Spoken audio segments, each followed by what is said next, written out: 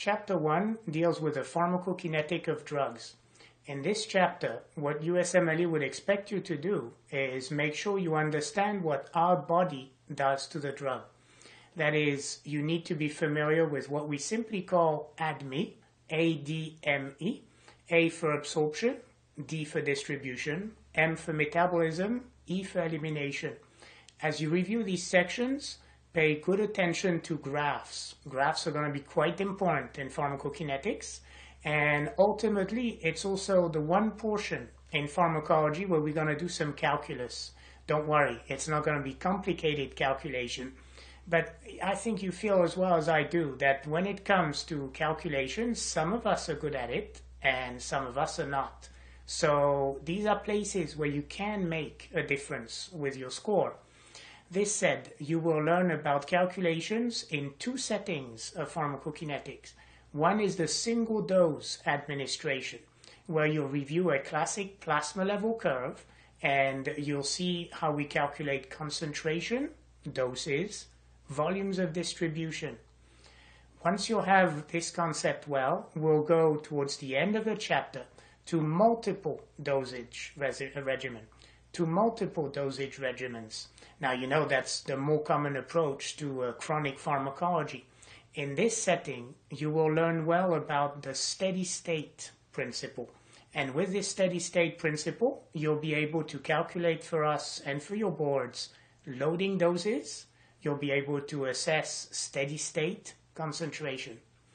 All throughout, we will review two types of kinetics, what we call zero-order kinetic and what we call first-order kinetic.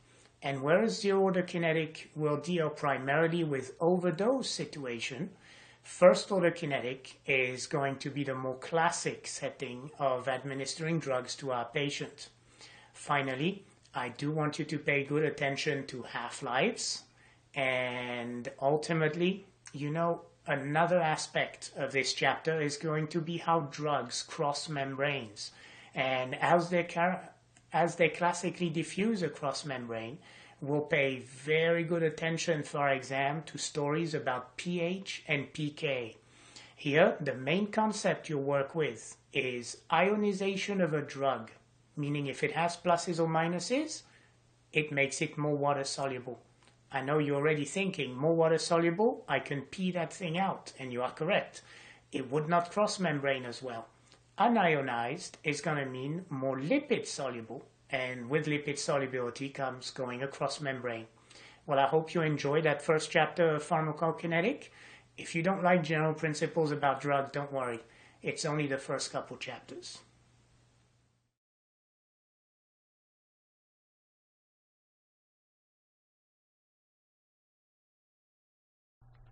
In this chapter of pharmacokinetics, we will look at the processes of absorption, distribution, metabolism, and excretion.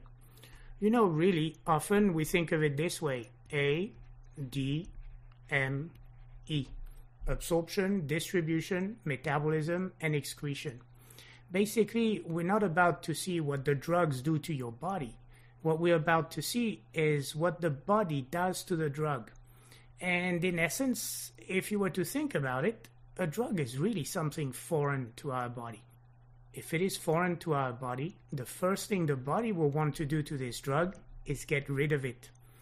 It doesn't want the effect of the drug. The drug is trying to alter that body's physiology or biochemistry, and as such, the body will try and adapt to it.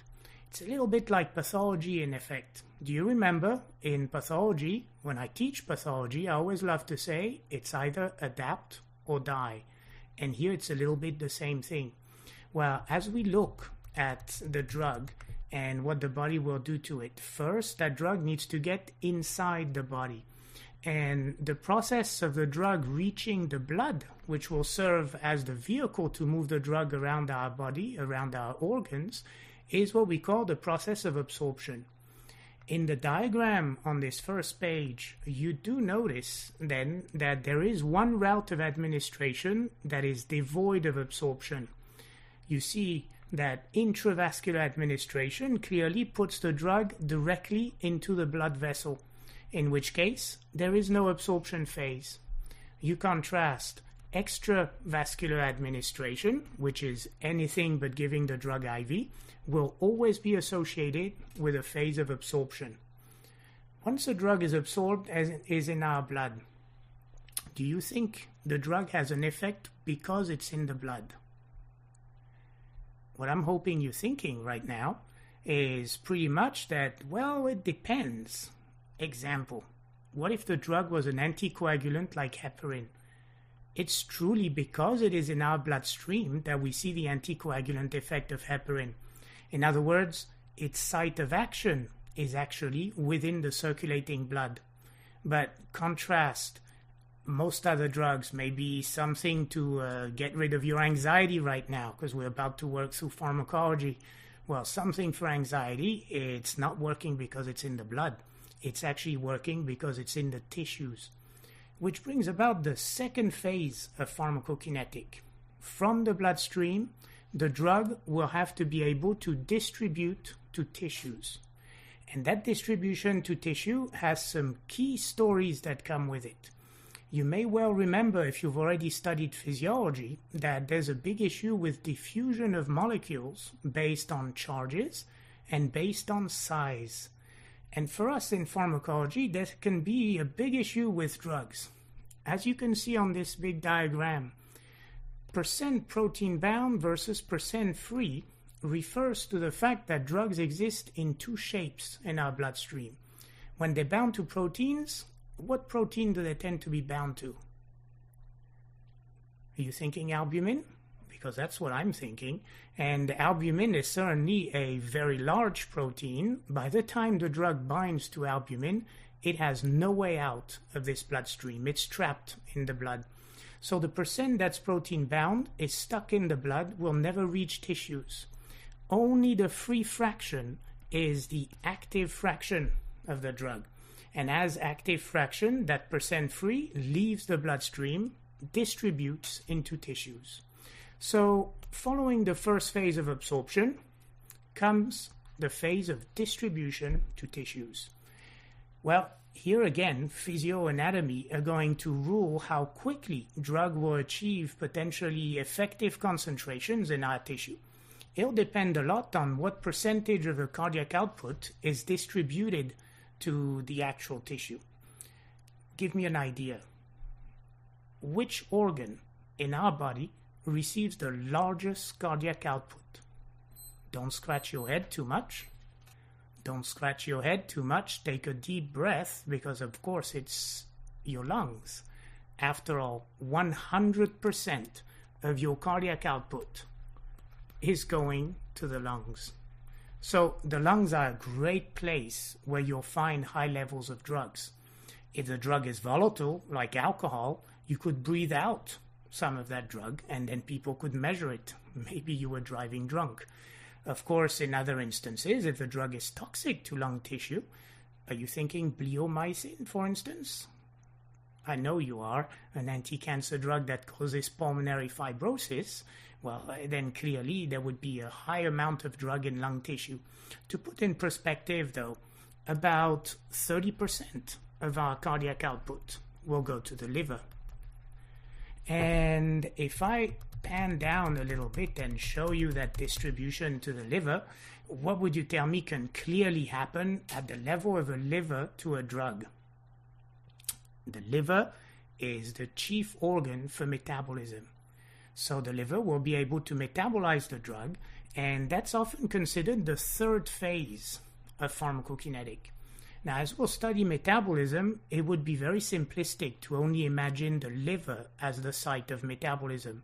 Pretty much any tissue that is equipped with enzyme, which is anywhere in the body, will be capable of metabolizing drugs. The whole idea of metabolism is to eventually excrete the chemical. Some can be excreted by the liver itself through the biliary tract, and then it would end up in our gut. Then we'll poop it out, and maybe someone in the Atlantic Ocean is going to get that drug. Other ways would be probably through a kidney. If it's water soluble enough, it would be excreted through the urine. The kidney, by the way, you may remember this well from your physio, receives pretty much 25% of that cardiac output. So all I'm trying to show you here is as the bloodstream carries the drug to various tissue, the importance of a percentage of cardiac output reaching that tissue is going to be associated with the amount, the concentration of drugs, and how quickly it will increase in those tissues. If those tissues involve the liver, metabolism is a likely outcome. If those tissues involve the kidney, of course, urinary excretion of the metabolite or of the drug, if it's water soluble, will be pretty much the result of this. Now, many of the drugs, certainly in the CNS section, will be quite relevant for going to brain tissue. And that free fraction reaching the brain tissue is going to be relevant maybe for anxiolytic, antidepressant, maybe anti-seizure, anesthetic type of effect. Of course, another possibility is to go in any other tissue, including fat tissue. Now, to go to fat tissue, which type of chemistry would you expect the drug to have? It must be lipid soluble. It must be lipid soluble to go in fat. You know, lipid solubility is going to be an important property for us to review in order to understand that distribution. So once you've distributed, once you've been metabolized if needed, number 4, you would be excreted. Liver, kidney are important. Lungs, we said, could potentially excrete a drug that would be volatile. Brain generally doesn't excrete much unless you have a real bad brain injury, obviously, so I'm being pretty stupid there. But you know, you can sweat drugs. Certainly we're going to sweat them today. And you can excrete them in your saliva. So pretty much any way out of the body that involves secretions or excretion of any kind, then it's going to be a way out for that drug. When the drug is inside the body, though, the majority of our pharmacology is going to be at the bottom left of this diagram. Often in medicine, we simply call the effects of the drug. Often in medicine, we simply call the effects of the drug pharmacology. Now, in reality, this is referred to as pharmacodynamics, not pharmacokinetics. And the majority of our book, except for this chapter, will be looking at the therapeutic versus toxic effect of these drugs as they go into all of our tissues.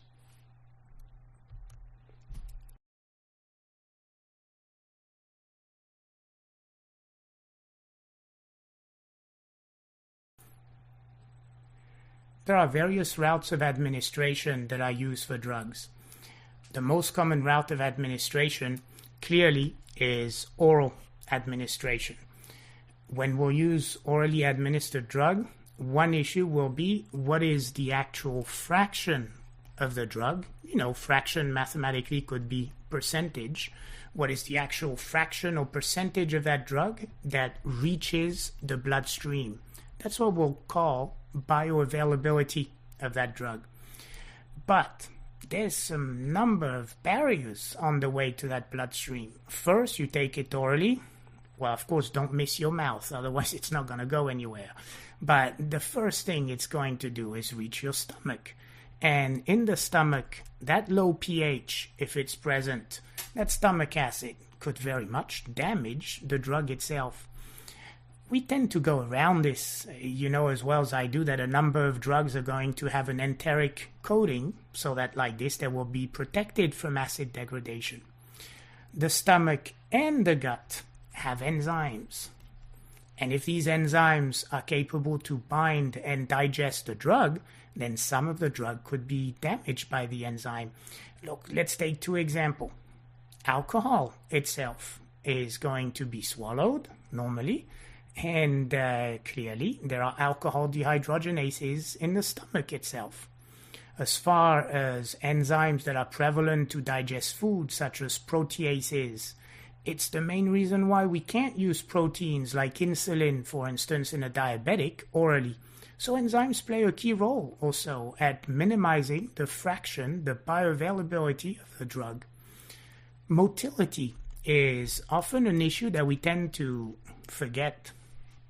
Do you remember from physio? What favors absorption? A slow or a fast motility?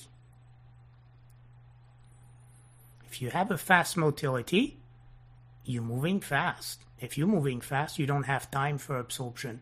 You contrast, the slower the motility of the gut, the more likely there is time for the drug absorption. Motility could be affected by diseases.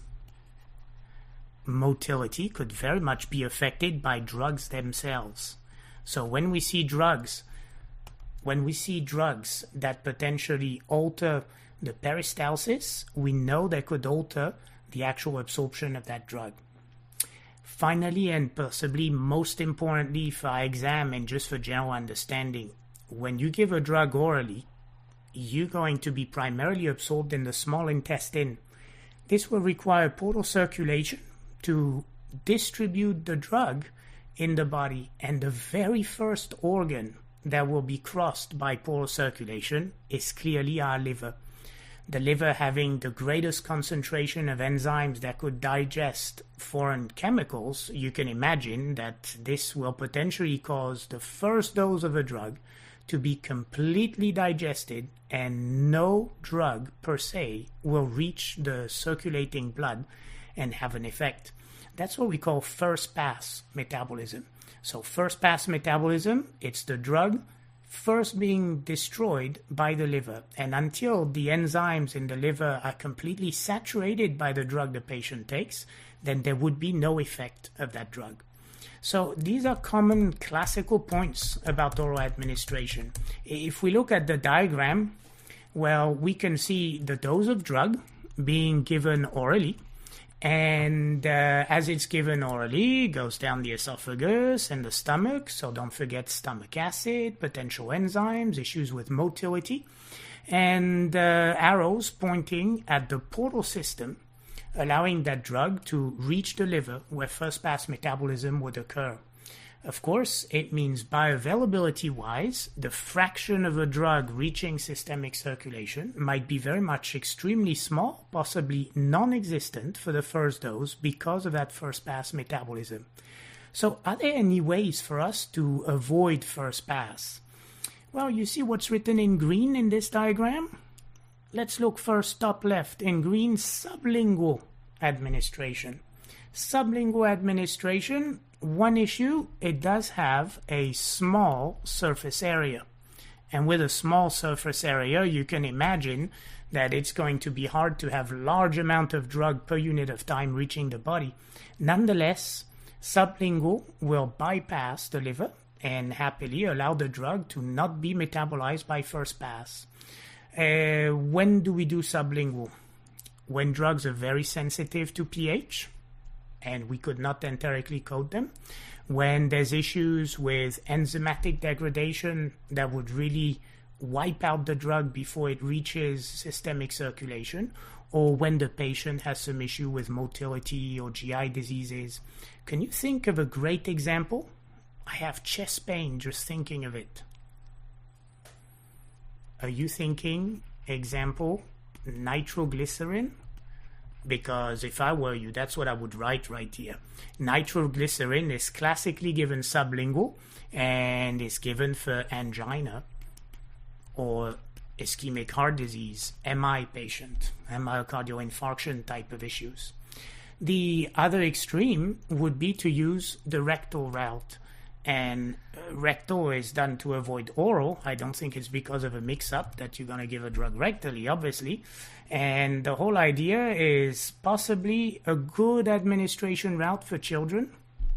You know, children may not like the bitterness or just the mere fact of being forced to swallow something. But in pathological setting, it's an important route for people who constantly vomit. So it's a way, again, of bypassing first pass. For the other routes of administration, rapidly, IV. IV is important to introduce the drug directly in circulation. And as you do so, you avoid the phase of absorption. Only problem with IV administration, it's invasive. Now, a great example of this is in your clinical application in the margin. Whereas we talked about sublingual nitroglycerin for angina to avoid first pass metabolism, a great example of drug that is only given IV because of first pass issue is lidocaine. Do you guys remember what lidocaine is for? See how it says for arrhythmia? Let's write it together here. Lidocaine is what we call a class 1B antiarrhythmic. And it's again an important drug that is used primarily post-MI. So a little bit like nitroglycerin, it's one of these famous drugs that could be relevant when people have ischemic heart disease. Much more to come on these two medications later on in our review. Intramuscular is a route of administration that's used as an alternative when IV access would be difficult, and also if the drug is available to give IM. A relevance of intramuscular administration is what we'll encounter as depot forms of drug. Depot forms of drugs leave a depot, so a little deposit if you want, which has been formulated to be slowly released, potentially over weeks. You know, some example of this, imagine you had, unfortunately, a patient with an advanced prostate cancer. An example would be a drug like Luprolide. Do you remember what Luprolide is, by the way? It's a GnRH analog. And as a GnRH analog, if it's continuously released over periods of weeks to months, well, then it'll eventually cause negative feedback from the actual hormones themselves to cause a chemical castration in the prostate cancer patient. There are other slow-release depots that we'll review within CNS, that we'll see in other endocrine sections. So I would highlight this if I were you and wait until we'll see more. Subcutaneous is famous, if anything, for drugs like heparin, like insulin. You know that transdermal skin patches have been quite relevant for pain medications, like fentanyls, morphine, actually for issues like nitroglycerin. So skin patches are quite common out there. Inhalation would require a special formulation of a drug. It requires the drug to be made as an aerosol. If you remember aerosol, think pneumoconiosis, for instance, in pathology. You need to be very small to reach the alveolar space, classically less than 5 micron in diameter.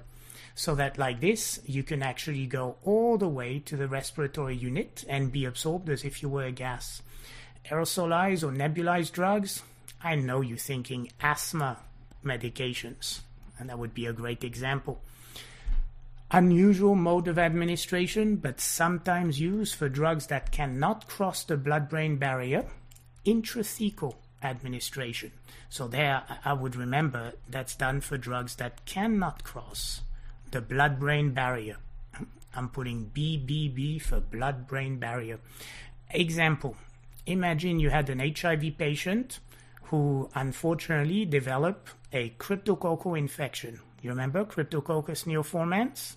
Famous India ink, beautiful capsule. Well, when you look at this darn Cryptococcus, where does it like to go? I know you're remembering meningitis. And meningitis, you might think for a fungal drug, amphotericin B. Amphotericin B, we cannot imagine that massive molecule crossing the blood-brain barrier. So amphotericin B would have to be given intrathecally.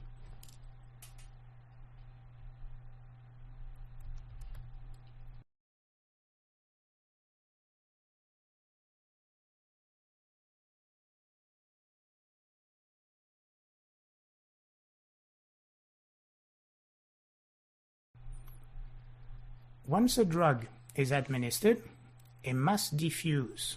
And to diffuse across membrane is going to be a simple passive process, as you see in table 131, where exactly like we do in physio, a drug will go down its concentration gradient. With passive diffusion, there is no energy required. Obviously, there's no carrier.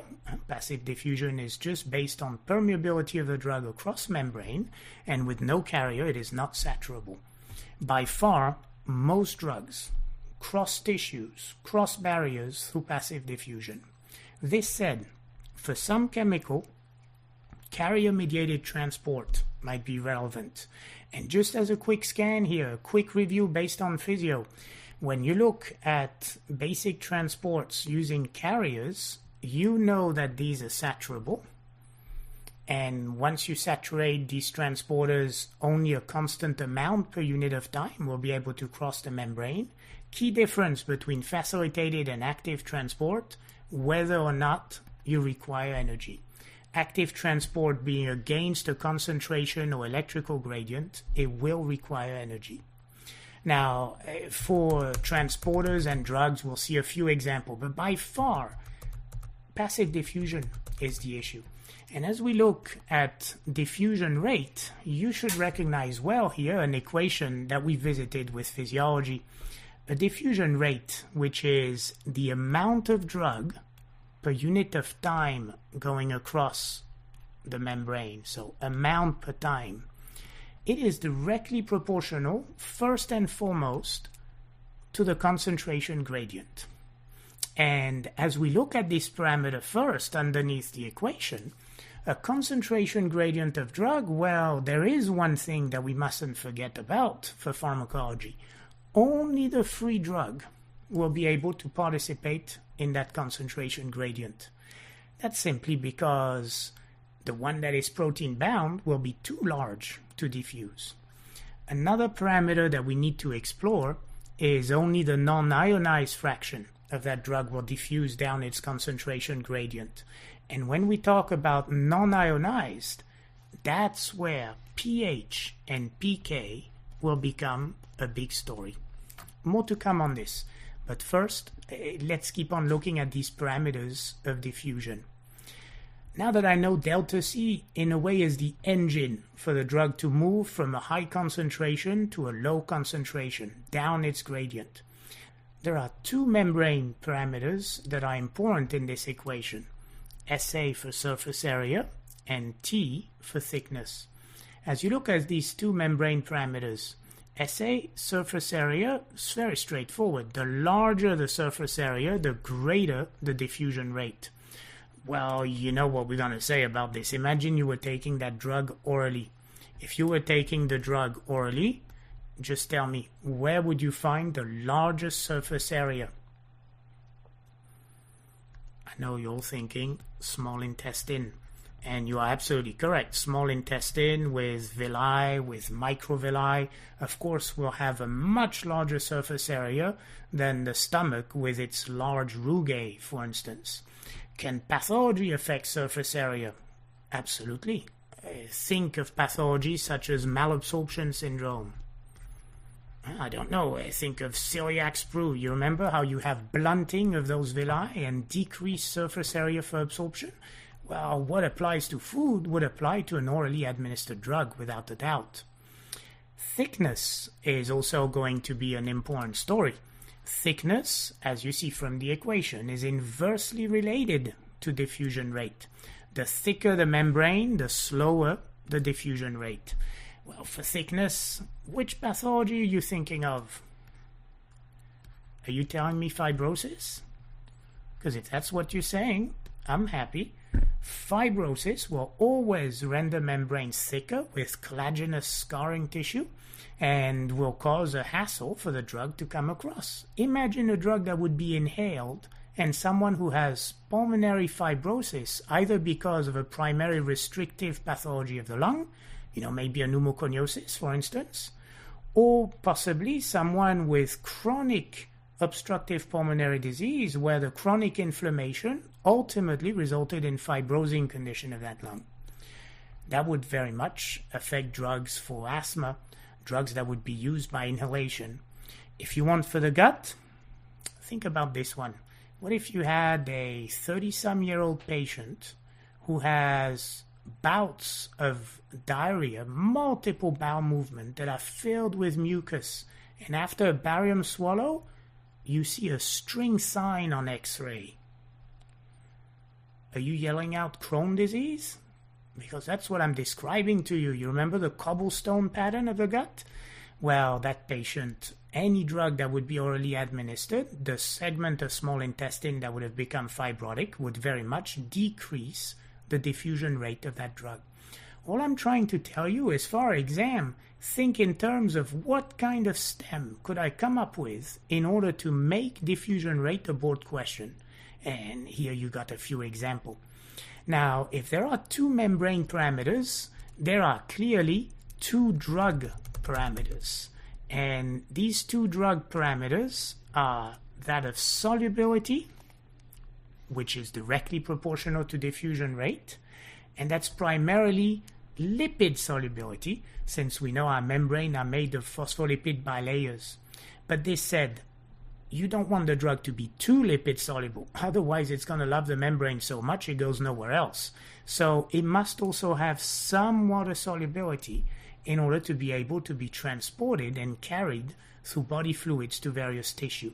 Solubility, just like the idea of concentration gradient, it's going to be often an issue with pH, pK for most drugs. So we're getting ever so close to talk about pH, pK.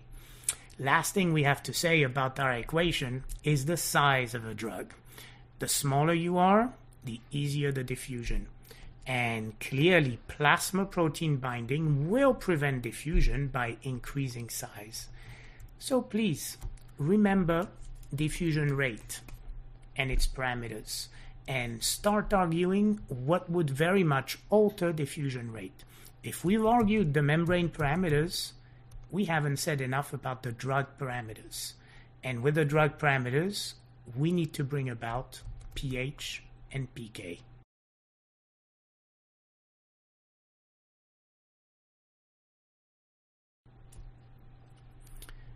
Most drugs are weak acids or weak bases. So what's the weak all about? What the weak is all about is not to be strong. Now you're going to say, come on, Lionel, you're being pretty stupid there. Not really. Look in your margin, important concept. When a drug is called a weak acid or a weak base, it means chemically it's going to exist in two different shapes, two different forms. One that is ionized. Now, when you're ionized, it means you have pluses or you have minuses. Pluses, minuses, I mean, think of salts like sodium, chloride. These are ionized molecules. And salt. Can you dissolve it in water? I hope you can. Actually, anything that is ionized will have a good water solubility. And if ionized has water solubility, it will be better cleared. It will be better excreted. You contrast this, that same drug also exists in a non-ionized format. And when you're non-ionized, you have no charges, no pluses, no minuses. Then it confers greater lipid solubility. And greater lipid solubility is what we needed to diffuse. So that's what we would need for absorption, for distribution. When a drug is called weak acid or weak base, the weak means it exists as a percentage of both. And that percent ionized versus percent non-ionized will depend on the pH of the environment and the pK of the drug. So if I go back to the text from that important concept, and make sure you remember ionized, water-soluble, non-ionized, lipid-soluble. The key idea of percentages is then to be able to tell my boards, and myself really, how much of the drug will be able to get and stay in the body versus how much will be cleared. And since it depends on pH of the environment and what we call the pK of the drug, that's why pH and pK become so critical. pH is a variable. It's a variable that belongs to the environment, to fluid. For example, you have a certain pH in your stomach. Tell me, what's your pH in your stomach? Yeah, pH in the stomach is anywhere like 1 to 2, very low pH in the stomach. Now, we all know that in the blood, pH is around 7.4. In the urine, pH might be around 5. Although that could change, couldn't it? pH being a variable means pH will vary not only depending on where you are in the body, it also depends on certain pathologies.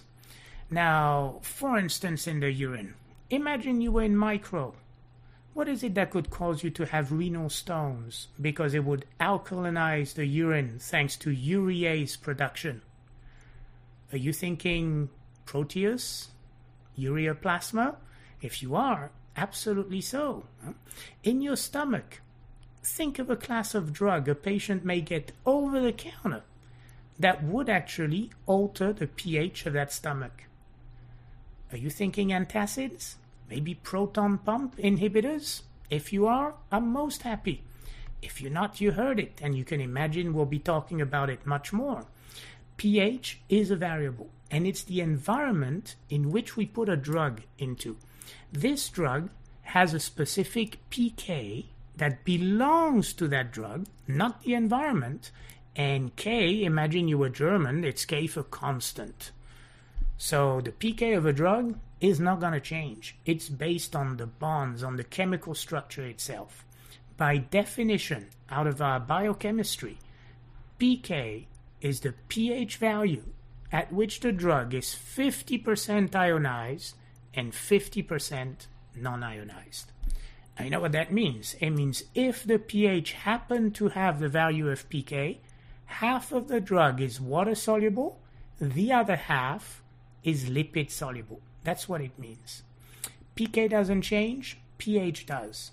So the whole idea will be to figure out if pH is not equal to pK, then I'm not 50% ionized, 50% non-ionized. So then for my exam, what would I be? What would become that new percentage?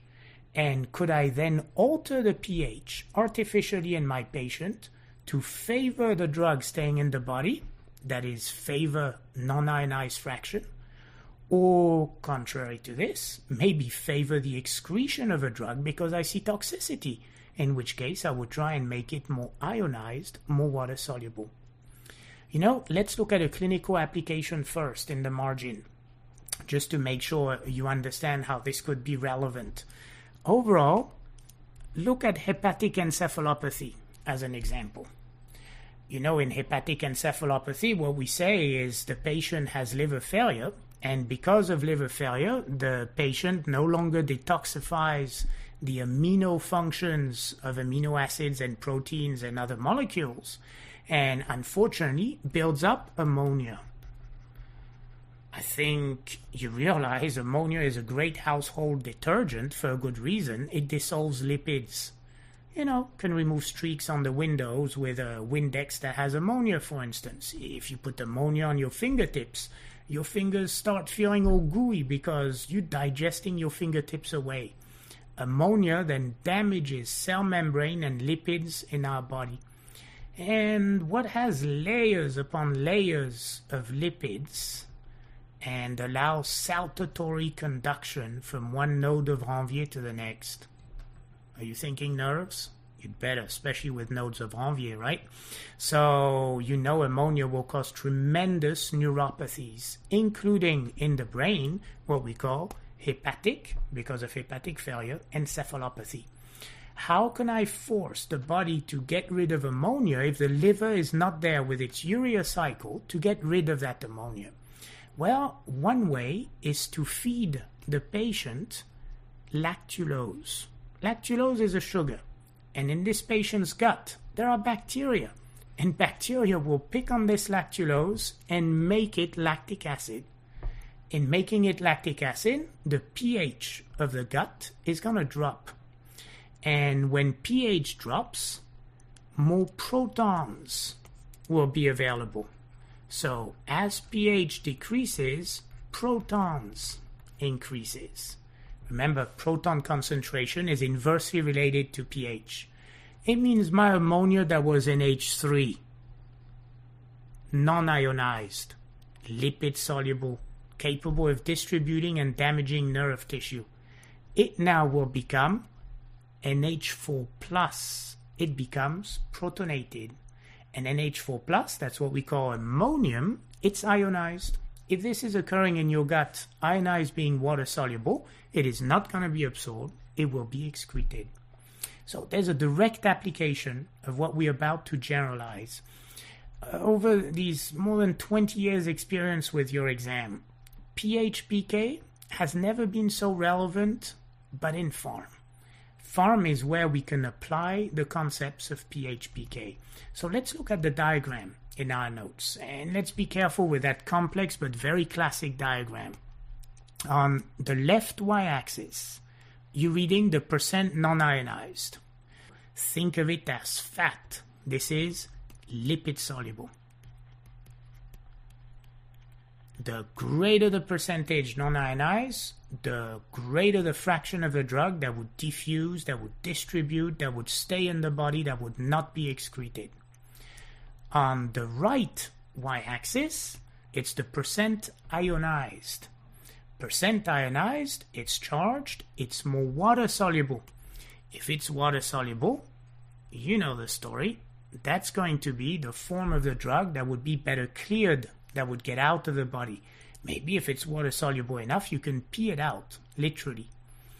On the x-axis, you're looking at the difference between pH and that constant pK value of a drug. If pH minus pK is 0, well, we're good enough in math to figure out this means pH equals pK. So for that drug, we're absolutely at the neutral, even balance level where 50% of the drug is non-ionized, 50% of the drug is ionized. So this point where those curves cross, that is representing the point at which the drug is half water soluble, ionized, and half lipid soluble, non-ionized. When you look at the two different curve formats you have two types of drugs to talk about. One has the general structure RCOH. COH is a carboxyl group. This is a weak acid. And if it's COH, I don't see any pluses or minuses. So right now it's a weak acid that is unionized. Weak acids, carboxyl groups, exist also as RCO-. That's still a weak acid, but now that's a weak acid that has a minus sign on it. So this weak acid is now ionized. As I'm looking at my pH minus pK axis, I see that as I go from a pH minus pK that is negative on the left to a pH minus pK that is a positive value on the right, I go from an unionized weak acid towards an ionized weak acid. You see this? So what does it mean pH minus pK is negative versus positive? Well, let's rephrase this in plain English instead of math. When pH minus pK is negative, it means pH is less than pK. It means it's a low pH. And if it's a low pH, there is lots of protons. And if there's lots of protons, you are more acidic when pH is less than pK. When there's lots of protons, it's straightforward. Protons goes on the drug. So think of it. Who do you think has a proton? RCO minus or RCOH? Who has a proton on it? I'm hoping you're saying RCOH has a proton on it. And that proton H plus canceled the minus of CO minus, and now you have a beautiful weak acid that is unionized, therefore that is very lipid soluble. As you increase the pH, the fraction that is unionized is decreasing. When pH equals pK, it's 50%. When pH becomes greater than the pK, when pH becomes greater than the pK, it means now you are in a more basic environment where there is less protons available. And with less protons available, well, there is less proton on the drug. So what happens to my weak acid? My weak acid progressively becomes a CO minus. Of course, that ionization is going to allow that drug to be eliminated. If you understood this right now for a weak acid with a diagram, then a key problem to understand is that weak bases behave exactly in an opposite fashion. a weak base for us in medicine forever will be an amino group. So you see, it's easy for us. We only work with carboxyls for acids, amino groups for bases. And weak bases exist in two shapes too. In the top right corner, RNH2. In the bottom left corner, RNH3+. As I'm looking at these two forms, you see as well as I do, whereas RNH3+ has a charge, positive, it's ionized, then RNH2 has no charge, it's non-ionized. So RNH3+ again is water-soluble, RNH2 is lipid-soluble. Relationship with pH, we're not going to reinvent the wheel. If pH is less than pK, and therefore it's a low pH, there's lots of protons. So I see the proton on the weak base. Instead of an NH2, I see NH3+. So I've added an H plus to the NH2. Conversely, as pH increases and becomes more basic, less protons are available. There's less proton on the drug. Now you see more NH2. And more NH2 means more unionized, more lipid-soluble weak base. Well, this is very confusing because it's some chemistry. So, in plain English, the way I've always remembered this, I understand that to be acidic is to have lots of protons. And I understand that the concept is protons get on the drug if they're available. Well, look at this 1 second. When you look on the left side of this diagram, you see a key difference between weak acids and weak bases. In acidic condition, a weak acid is primarily non-ionized. It's COH. It's well absorbed. In the same acidic condition, a weak base is primarily ionized. Therefore, it's better excreted, not well diffusing and absorbed in the body. In essence, if the name of the drug, an acid, matches the name of the environment, an acidic environment, you are primarily unionized. If the names clash, a weak base in acidic condition, for instance, or a weak acid in basic condition, then when the names clash, you are primarily ionized. That's the portion that we have to understand so that we can then come up with the actual percentage.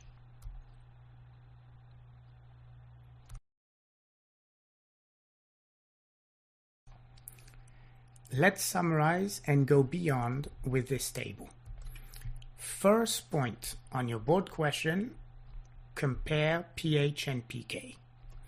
And remember that if pH is less than the pK, there's lots of protons, you're in an acidic medium, these protons will go on the drug will be protonated. Conversely, if pH is greater than pK, there are few protons, you're in basic condition, there'll be few protons, therefore the drug is unprotonated. Second point, once you've established where the pH is compared to the pK, what's the drug you're being given? Is it a weak acid or is it a weak base? Let's start first with a weak acid. If the drug is a weak acid, then it's either going to be COH or CO minus. In the instance where there's lots of protons, COH will be greater than CO minus. The drug is protonated. A protonated carboxyl group is a COH. What I mean by this is if at pH equals pK, there's 50% of each. When pH is lesser than the pK, there should be many more percent of COH than there is CO minus. So there's a big percentage in the ratio that will be for COH, a smaller percentage for CO minus. Conversely, if the pH was greater than the pK in the right column, there would be few protons, a basic condition, the drug is unprotonated, so now my big percentage in the ratio would be the unprotonated drug, CO minus. There would be much more CO minus than there is COH. If you're lucky, that's as far as the board will take us. And then you would be able to say, if I'm more COH, I'm unionized, I'm lipid soluble, I can be absorbed, I can distribute, I don't want to be eliminated. Whereas if pH is greater than pK, I'm more ionized, I'm going to be in a form that is well excreted, that doesn't diffuse, distribute, or get absorbed very well. You must be able to do this with weak bases too, don't forget. So with a weak base, it's a drug with an amino group for us. If I'm in the left column where pH is less than pK, there's lots of protons. I should see primarily NH3+. NH3+, much greater percentage than NH2. So my weak base in acidic condition will be well eliminated. Conversely, when pH is greater than pK, there aren't as many protons. The amino group will be primarily NH2. So the biggest percentage will be that of NH2 over NH3+. How am I going to know if a drug is a weak acid or a weak base? Do I need to know it for every drug out there? Absolutely not.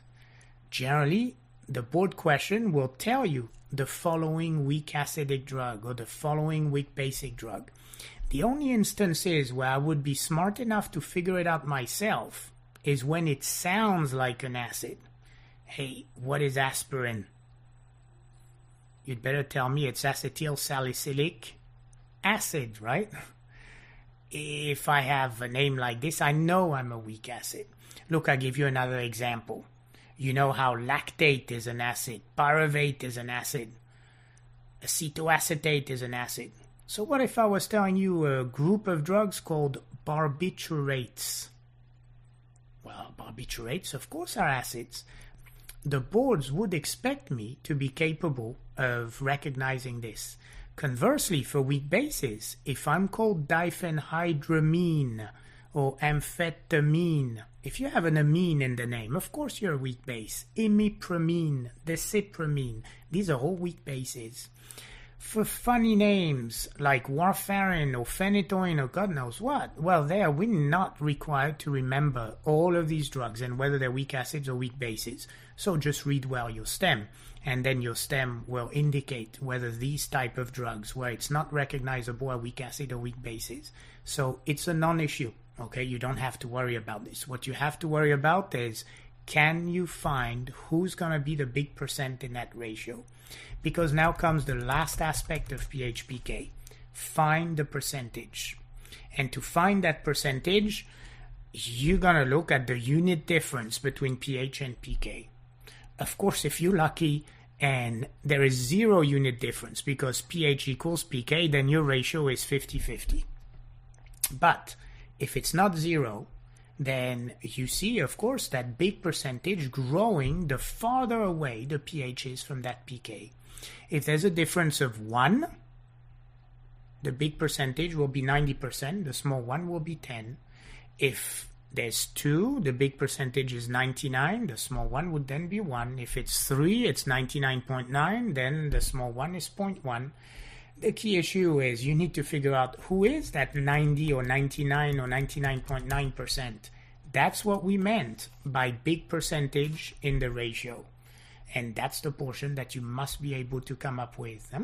If you worry about forgetting the units, it's based on a log scale. I hate logs. You know, I mean, maybe in a fireplace or something like this, that would be okay. But in math, it's outrageous. So here's an easy way to remember about it. And it's pretty stupid, but it describes a log scale. You see, if it's 0, there's no 9s in the percentage. Indeed, 50-50, I don't see any 9s. If there's 1 unit difference between pH and pK, there is 1 9 in my percentage, the 9 of 90. If there's 2 unit difference, there's 2 9s in the percentage. You see it as well as I do, the 2 9s of 99%. So if it's 3, of course there are 3 9s, it's 99.9. So tell me, what if it was 4? What would the ratio be? And I'm hoping you're telling me, well, it'll be 99.99% as a big ratio. And of course, then 0.01% for the small ratio. 4 9s, because there's 4 unit difference between pH-pK. So as long as they don't go beyond 10, because I only have 10 fingers or 10 toes, I should be able to come up with that ratio. Let's take an example. And the example we take here in our notes is that of the drug warfarin. Now, as I was telling you, some drugs you'll have no clue whether they're weak acid or weak bases. A drug like warfarin, you're just going to have to learn it there with a question, because the name doesn't tell me much, does it? Warfarin, the oral anticoagulant, is a weak acid, and it has a pK around 5. So what if I took it orally, as I normally do? It's an oral anticoagulant, and currently the stomach pH is 2. Your first step is let's compare pH to pK. A pH of 2, number 1, is less than the pK value. That means it is an acidic pH. There's lots of protons. Lots of protons, warfarin will be protonated. In turn, it's a weak acid. So the type of formula I'm going to use for a weak acid is something with a carboxyl group. And I know drugs with a carboxyl group exist in 2 shapes, either a COH or a CO-. Now you protonated. If you protonated, your big percentage should be COH. CO- doesn't have a proton on it. What is that big percentage? Well, how many units are there between a pK of 5 and a pH of 2?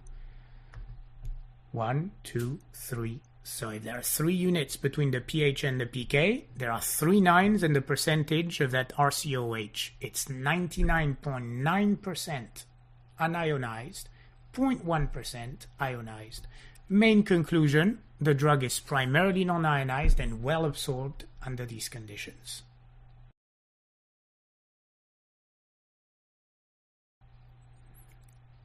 Well, to polish that knowledge, how about not trying to absorb the drug but get rid of it? So what do you want the drug to be? With pluses or minuses? Or with no charge? You'd better tell me by now. I want it to be ionized. Look at the title on this page. Ionization increases renal clearance of drugs.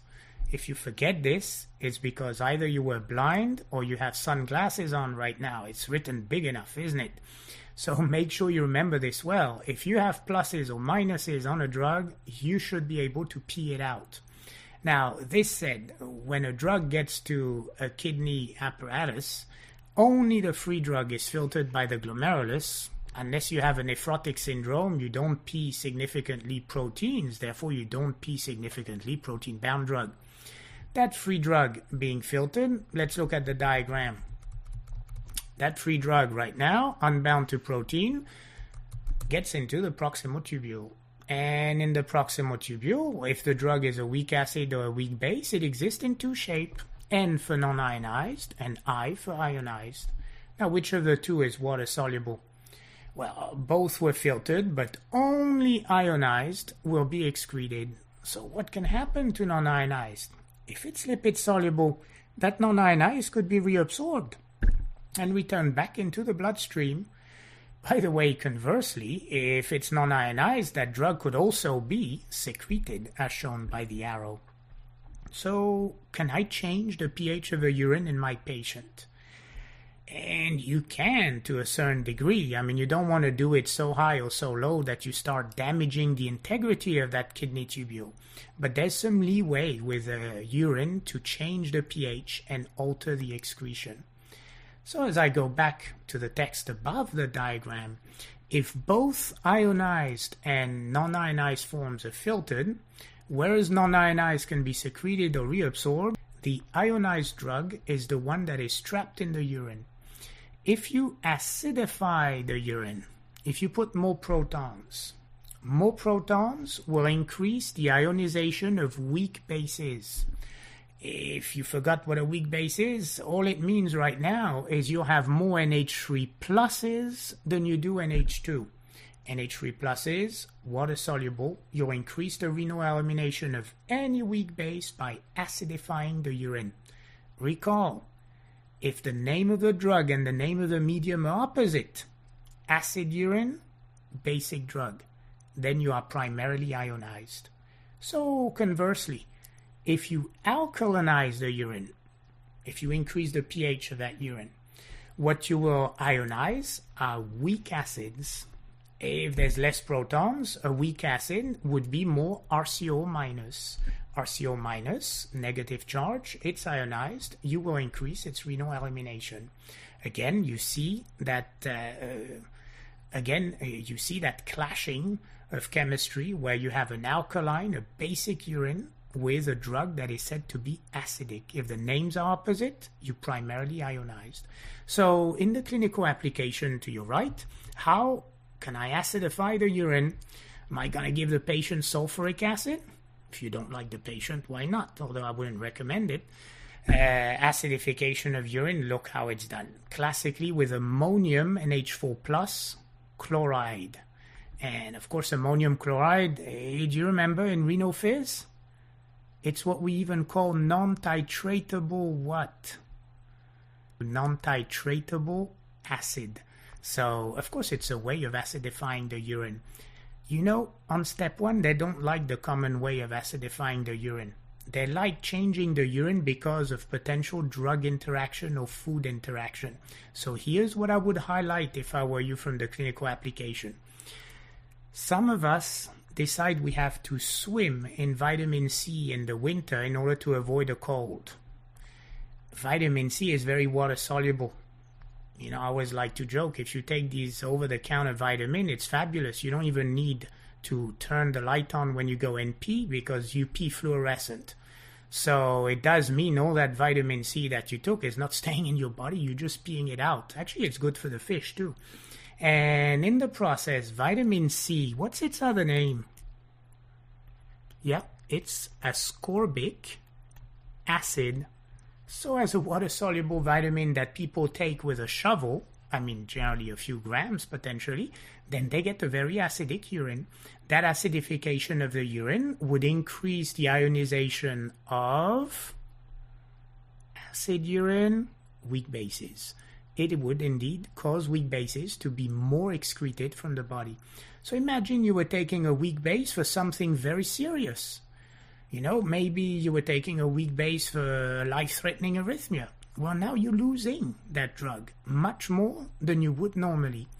A food that is very acidic, that's even associated with certain types of renal stones, is cranberry juice.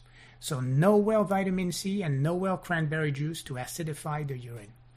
To alkalinize the urine, sodium bicarbonate is classically used in hospital. But there again, on step 1, what's been very classic, even though it's historical and hysterical, is acetazolamide. Acetazolamide, it's a drug we'll visit in the diuretic. It's a carbonic anhydrase, I'm putting Ca for carbonic anhydrase, inhibitor. And when you block carbonic anhydrase, you raise the urine pH by leaving bicarbonate in the urine. Well, by alkalinizing the urine, it's often a way that we like to treat weak acid intoxication. A classic weak acid for our exam is undoubtedly aspirin, that famous acetyl salicylic acid. Now, keep in mind, acetazolamide would never be clinically a relevant drug in the sense that it would cause a metabolic acidosis as much as aspirin would. So really, sodium bicarb is truly used for that. But if the exam wants to tease out acetazolamide, you bet we'll give it to them. Huh? Don't worry, we'll talk much more about acetazolamide and alkalinization of the urine in our unit on diuretics in the cardiovascular section.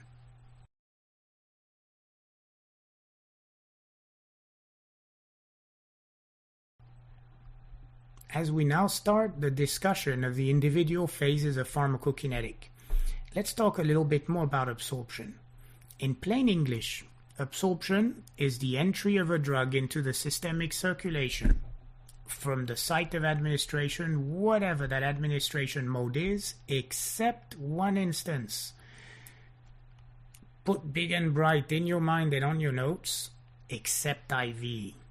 Intravascular administration does not involve absorption. You remember we put the drug directly in the bloodstream, which by the way means there is no loss of drug when you give a drug IV, or essentially its bioavailability, the fraction that reaches the blood, should be 100%. So when is it that absorption is relevant? We saw it in our first diagram of this first chapter. when we give a drug extravascularly, which does bring about the fact that less than 100% of that dose may get into the bloodstream, and there can be very big changes or big variability, if you want, in the bioavailability of that drug. Well, there's a very important curve that we use in pharmacokinetic that can show you the process of absorption, but also the rest of pharmacokinetic. It's what we call a plasma level curve.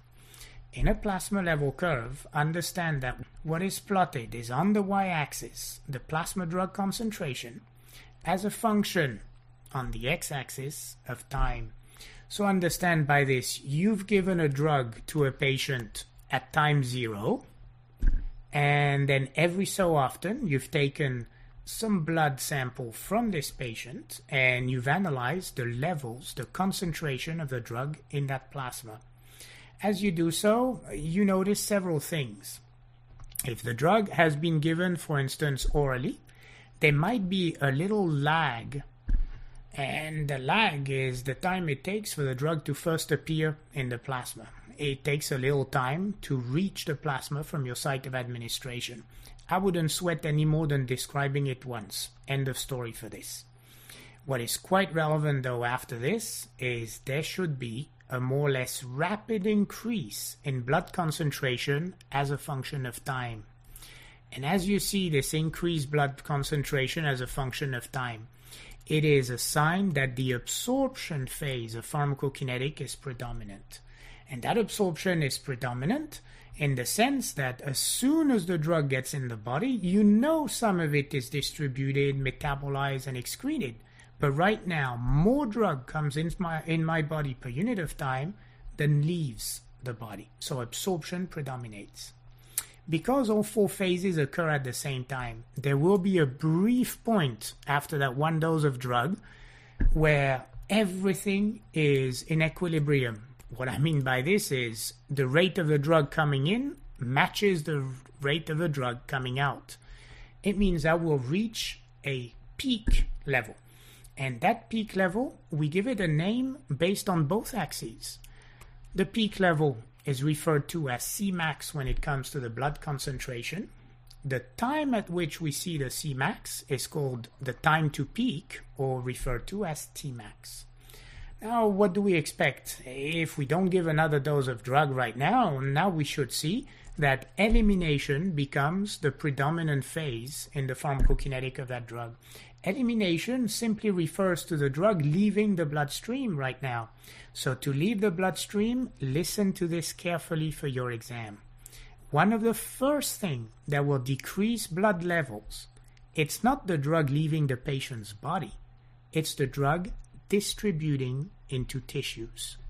Notice how steep that first portion of the elimination curve is, showing you that the drug is going down its concentration gradient as free and as unionized as it is, and is going into tissue, leaving the blood, but not leaving yet the body. To leave the body tends to be a slower process, and we see this as the rate of elimination seems to decrease in the lower portion of that curve. And in the terminal portion of that curve, then we primarily see metabolism and excretion as the reason for elimination. So, in summary, first absorption predominates with a rapid increase as a function of time of the drug. Then distribution predominates in the elimination phase, and distribution causes a rapid decrease as a function of time. Of course, metabolism and ultimately excretion out of the body in a matter of generally hours, days, will eventually result in no more drug in that patient's body. We pretty much describe plasma level curve. I know in medicine, we're very much interested in, well, do I have an effect or not? Is it toxic or not? So here's something that we're going to play with. And what we're going to try and play with is there a correlation between the blood concentration of a drug and its effect? Clearly, I would expect the greater the amount of drug in the blood, the more could go in tissue to give an effect. So there should be some kind of correlation. And for most drugs, but not for all of them, okay? For most drugs, there is a correlation that's good enough that it can allow therapeutic drug monitoring. The bottom line refers to the minimum effective concentration. Minimum effective concentration, it's a little bit like in microbiology when we talk about minimum inhibitory concentration. You remember the mix in micro for antibiotics? Here what we're looking is for any drug, the concentrations above which there is an effect, below which there isn't. I love that dotted line right there, because if I now project this on the x-axis, I know that the very first time that I'm going to reach my minimum effective concentration is going to also be the time where I start seeing the effect. So the onset of activity occurs during the absorption phase. Let's rephrase it the other way around. The absorption phase is critical to the onset of activity of a drug. If you have a slow absorption, you're going to have a delayed onset. If you have a fast absorption, you'll have a very quick onset of that drug. Of course, once you're above minimum effective concentration, you spend a period of time with concentrations that are meaningful clinically. That entire hump of my curve represents the duration of action of the medication. And of course, that duration of action now depends on both the absorption rate, that's the left side of the hump, but also very much the elimination rate of that drug. Particularly which one? Well, particularly that of distribution to tissue. And don't forget, distribution, a lot of it will be to the liver, hence metabolism. A lot of it will be to a kidney, hence excretion. Now, also added to this diagram is a top curve, I should say a top line really, in dots that represents the minimum toxic concentration. Clearly, there is a therapeutic range of concentrations beyond which we would see toxicity. As shown in this diagram, none of the concentrations achieved with this dose of drug ever reached minimum toxic concentration. And that's the way we normally want it. Important concept then, in your margin, elimination is usually biphasic, and don't forget this. First, a rapid decrease in blood concentration is primarily due to tissue distribution. A slower decrease in blood concentration then is primarily due to metabolism and excretion.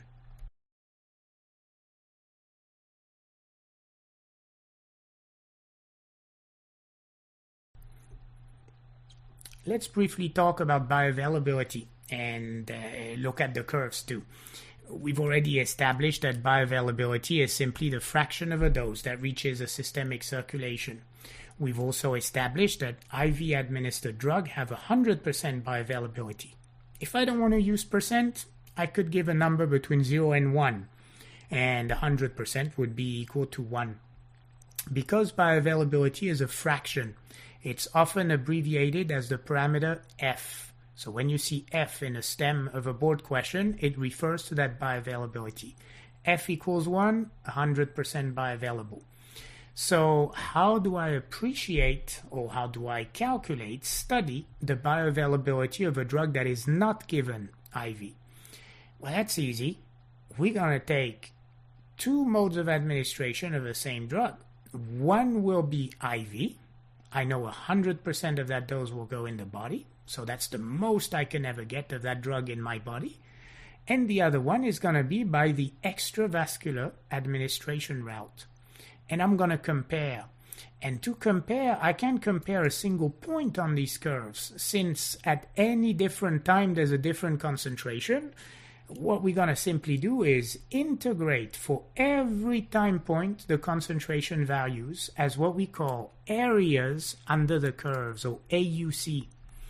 These areas under the curves in the diagram are actually colored for you, with in purple color the AUC after the IV administered drug, and in orange color the AUC after extravascular administration of that dose of drug.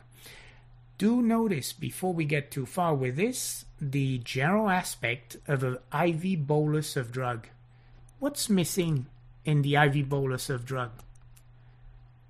what's missing in the IV bolus of drug? I'm hoping you are noticing that we are starting straight from a Cmax, aren't we? Yeah, that means there was no absorption phase. All you see is the elimination phase of that drug. So clearly, if bioavailability depend on the amount of a drug that is absorbed, on the percent that reaches systemic circulation, you bet I'm going to contrast to the IV. To do a comparison of numbers in math, either you do a difference, but then you need units, or we do a ratio. And if you do a ratio, there is no units. You can have a percentage. So here's what I want you to remember for step 1. Know well that the percent bioavailability is calculated by dividing the AUC extravascular, here PO, by the AUC IV. And of course, time it by 100 to have a percentage. If the AUC, PO, and IV are the same, although the curves are different in shape, if the areas under the curve are the same, it means over time the same amount of drug has traveled through that patient's body. Or essentially, if they're the same, the bioavailability would be 100%. If the AUC values are different, I expect AUC, PO to generally be less than AUC, IV, then F will be less than 100%. What do I use this for? I'm going to use this to adjust the dose accordingly with the bioavailability. Now, what do I mean with this? Look, I'm going to give you an easy example if you want. And I'm going to just put it below the graph right now since we have room. I'm going to tell you, imagine F is 0.5. If F is 0.5, all it means is 50% of the dose given reaches the bloodstream. The bioavailability is such that if I took 100 milligrams of a drug, then only 50 milligrams of that dose would make it to the bloodstream. So what if I really wanted 100 milligrams in the blood?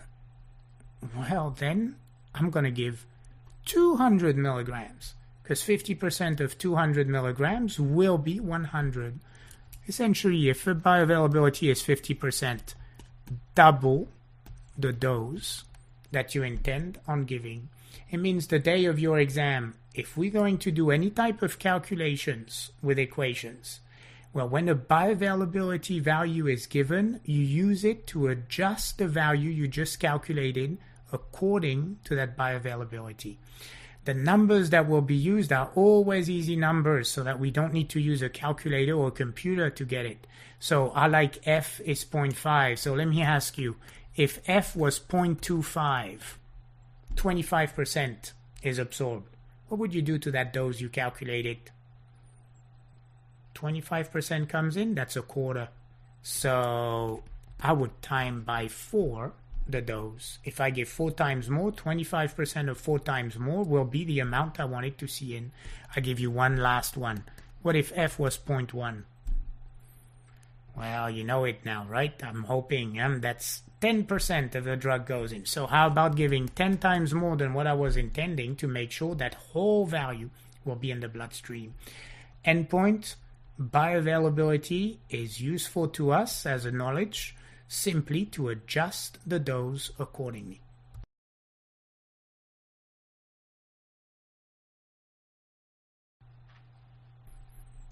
So how about bioequivalence? That sounds awfully like bioavailability. Well, actually, it's half of it. Bioequivalence is going to be a parameter that is used when we compare 2 different formulations of the same drug. What do we mean 2 different formulations? Well, you know, the same drug might exist as a syrup, as a capsule, as a tablet, as an IV form, as an intramuscular form, as a gel, whatever. And can you expect switching from one formulation to another and have exactly the same look in pharmacokinetic? Well, if you did, then you would say those 2 formulations are bioequivalent. Now, you know where that's going to be really important for us in medicine? It's going to be in comparing generic formulations to the actual initial trade name formulation of the same drugs. Generics are not necessarily formulated the same way. They will have the same chemical, the same active principle. But you know, something as silly as how tight and how well packed a tablet is may very much change its dissolution rate. The type of chemicals that are used as quote-unquote inert ingredients might change, of course, the formulation and potentially alter the bioequivalence. For my exam and for my knowledge, this is what I want to know. To be bioequivalent, the two formulations must not only have the same bioavailability, that same availability meaning the same percentage of drug reaches the bloodstream, whatever the formulation is. Here's what we have to work on. They must also have the same rate of absorption. So like this, the onset of activity and the plasma level will be the same. Essentially, the two plasma level curves should literally superimpose to one another. When I'm looking at the figure 143, I'm seeing then an example where the formulations are not bioequivalent. So make sure you realize you are not looking at bioequivalence here. What you're looking at is two formulations of the same drug. One is called formulation A, and formulation A is rapid release, whereas formulation B is a slow release formulation of the same drug. Rapid release means a very steep absorption curve. And if you are very steep, you expect to reach concentrations that are very high. Why? Well, if your absorption rate is faster than your distribution, metabolism, and elimination of the drug, it'll build up to greater values faster. Whereas in a slow release formulation like formulation B, as you absorb slowly, as the drug trickles into your blood, you have time to immediately distribute that drug to places like liver, kidney, and start eliminating that same drug. So what happens to the same dose of formulation A and B? Well, let me start superimposing something to this graph. Look, I'm going to put a horizontal line, and I'm going to call this MEC. What is that? Yeah, minimum effective concentration. And what can you see happen with the two formulations? At the dose given, formulation A reached an MEC, therefore had an onset of activity. Formulation A had a period of time above MEC, therefore had a duration of effect. That formulation B with slow release never reached MEC. Formulation B at this dose had no efficacy in the patient. I'm going to do something bad now. Don't think of it only in terms of having an effect. That is good. How about if I change my MEC and now I call it minimum toxic concentration? Then formulation B never reached toxicity, whereas formulation A did. So is bioequivalence important? You bet it's important. Bioequivalence is really something we need to know, particularly in switching patients from generic versus trade name of the drug. And you know, right now we're pushing generics, they're cheaper. But we need to know, are they bioequivalent? A key point to remember from this topic of bioequivalence: Cmax and Tmax depend on the rate of absorption. And well written here for us to understand well and reinforce: a faster absorption rate increases Cmax, speeds up the onset of activity, or gives you a small Tmax. A slower absorption rate will decrease Cmax and delay the Tmax, or give a larger Tmax. Bioequivalence is going to potentially be clinically relevant to us, particularly when you have narrow therapeutic ranges, since you could quickly reach toxicity if you had a faster absorption from a different formulation.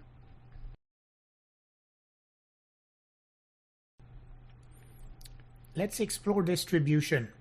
Distribution, as we recall, is the drug leaving systemic circulation and going into tissues, going into organs.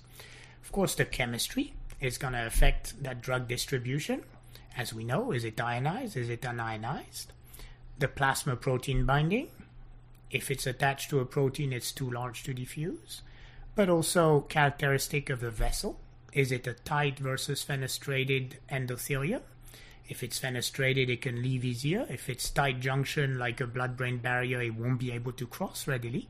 And then let's not forget, distribution depends on the percentage of cardiac output reaching that organ. So the blood flow rate to that organ is also relevant. Well, let's talk a little bit more about plasma protein binding. When I look at plasma protein binding, I can imagine very theoretically, wow, what if there wasn't enough protein to bind to the drug? Would this alter the free fraction of that drug? I know you're thinking yes, because in theory it's correct. But look at what I'm drawing in the margin. Imagine this represents the amount of protein, like albumin. If this represents the amount of albumin, which is in grams per liter in our bloodstream, most often when you give drugs, we achieve concentrations that are micrograms or milligrams per liter. So thousands or sometimes millions of fold less than that of albumin. And we're not talking 100% of the drug is bound to albumin, only a fraction. So for us to have too little blood protein to bind to the drug is pretty much impossible when it comes to albumin.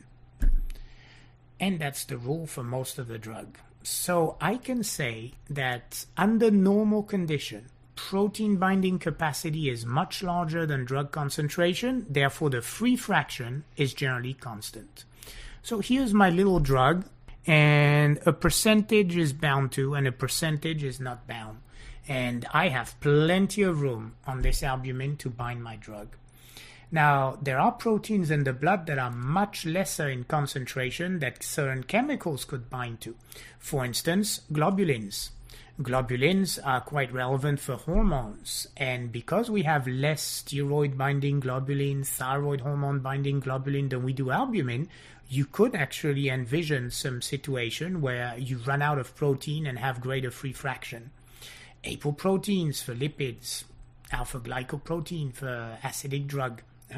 But by far, albumin is the issue. So here's rather what I'm going to make you think of. When it comes to plasma protein binding, the real clinically relevant scenario is not how much protein we have. It's rather, what if I came about with another drug, this time a red drug, and that red drug very stupidly wants to bind exactly where the green drug is? Then, of course, these two drugs will compete with one another. And as they compete with one another, who's going to win? It's going to depend on the amount of that drug. It's going to depend on its affinity for that binding site. And the one that's in larger amount, the one that has greater affinity, is the one that will win. And in doing so, potentially, it will displace the other drug from binding site. And if you displace the other drug from protein binding site, you increase its free fraction. If you increase its free fraction, you could enhance the effect, potentially cause toxicity. Here's a great example, and you can already commit it to memory if you want, because it's clinically relevant on any step. Antibiotics like sulfonamides. Sulfonamides, importantly, are very highly plasma protein bound to albumin. Sulfonamides are antibiotics to treat infections. They're lipid soluble, that's why they're well protein bound, but it also means they stay in the body a long time, they travel well, including in the CNS. So they can be relevant antibiotic. What if I had a little baby, not me, just hypothetical here, but what if I had a little baby, a neonate, and that little baby had meningitis? What are the causes of neonatal meningitis? You remember, number one cause, CAM positive, beta hemolytic would be Strep agalactiae. And number two cause, what is it? Are you thinking E. coli?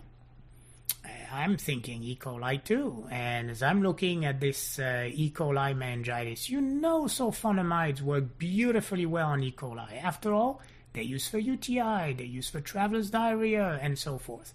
Let's give the sulfonamide to that neonate.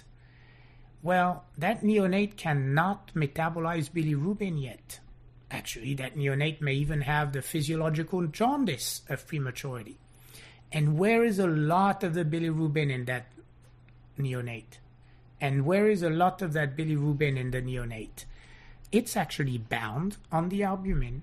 And as it's bound to the albumin, if I give sulfonamide in large amount to treat the meningitis, it'll kick the bilirubin off the albumin, enhancing the free bilirubin to cause more jaundice. Now, free bilirubin going to the basal ganglia and other CNS area of a neonate will be responsible for kernicterus. That's why sulfonamide are contraindicated in any neonatal type of infections. Contraindicated, these sulfonamides. I would remember this very well, and it gives me a perfect example of the relevance of plasma protein binding and competition. Now, for special barriers to distribution, two big barriers come to mind. The placental barrier, very tight junction, protecting the baby from harmful chemical, and the blood-brain barrier, protecting our brain from chemicals. Now, in some instances, we may or may not want to cross. Very classically, placental barrier, we don't want to cross. We want to give a drug to mom who's pregnant, and we don't want the baby to see the effect of that drug. So how do I choose drugs in pregnancy situation? In pregnancy situation, first and foremost, if there's a water-soluble alternative, it's always the safest. Here's an example to know well, and I'm sure you already know that. Heparin is an anticoagulant of choice in pregnancy because it's a large sugar-like molecule. Sugar is water-soluble. Heparin will not cross the placental barrier. You contrast its nemesis there, warfarin. Warfarin is an analog of vitamin K, and vitamin K is lipid-soluble. Warfarin is small, it's lipid-soluble, it would cross the placental barrier and be teratogenic in the little baby. So do remember this. Heparin is the anticoagulant of choice in pregnancy. We had a water-soluble alternative for coagulation. It's unusual when you think of it. And why?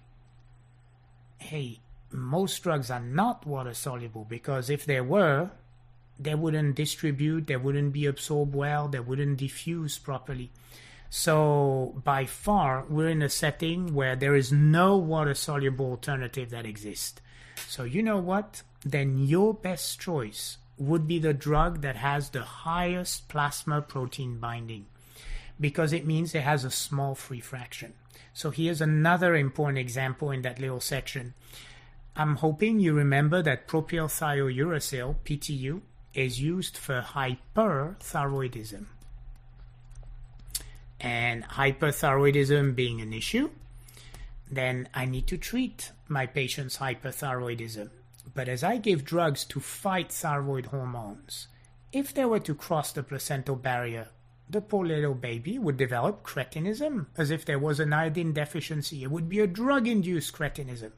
And I know thyroid hormones are critical to development of the neural system and many other things as permissive hormones. So as I'm looking at this, I need a drug that doesn't cross as I'm looking at this, I need a drug that does not cross the placental barrier. So we have two choices. We have PTU, which is greater than 90% bound to plasma protein, so less than 10% is free, versus methimazole, which is less than 10% bound. Or if you want, more than 90% is free. PTU is always the drug of choice in hyperthyroidism and pregnancy. Look, in that little section, you have examples that I know from experience have been both step 1 and step 2 alike type of topics. Make sure you understand the choices based on solubility for pregnancy and drugs. For blood-brain barrier, the same principles would apply. If you're small, lipid-soluble, you diffuse well. If you're highly protein-bound, you don't. Do remember that inflammation would disrupt the blood-brain barrier, allowing drugs to cross even if you didn't want to.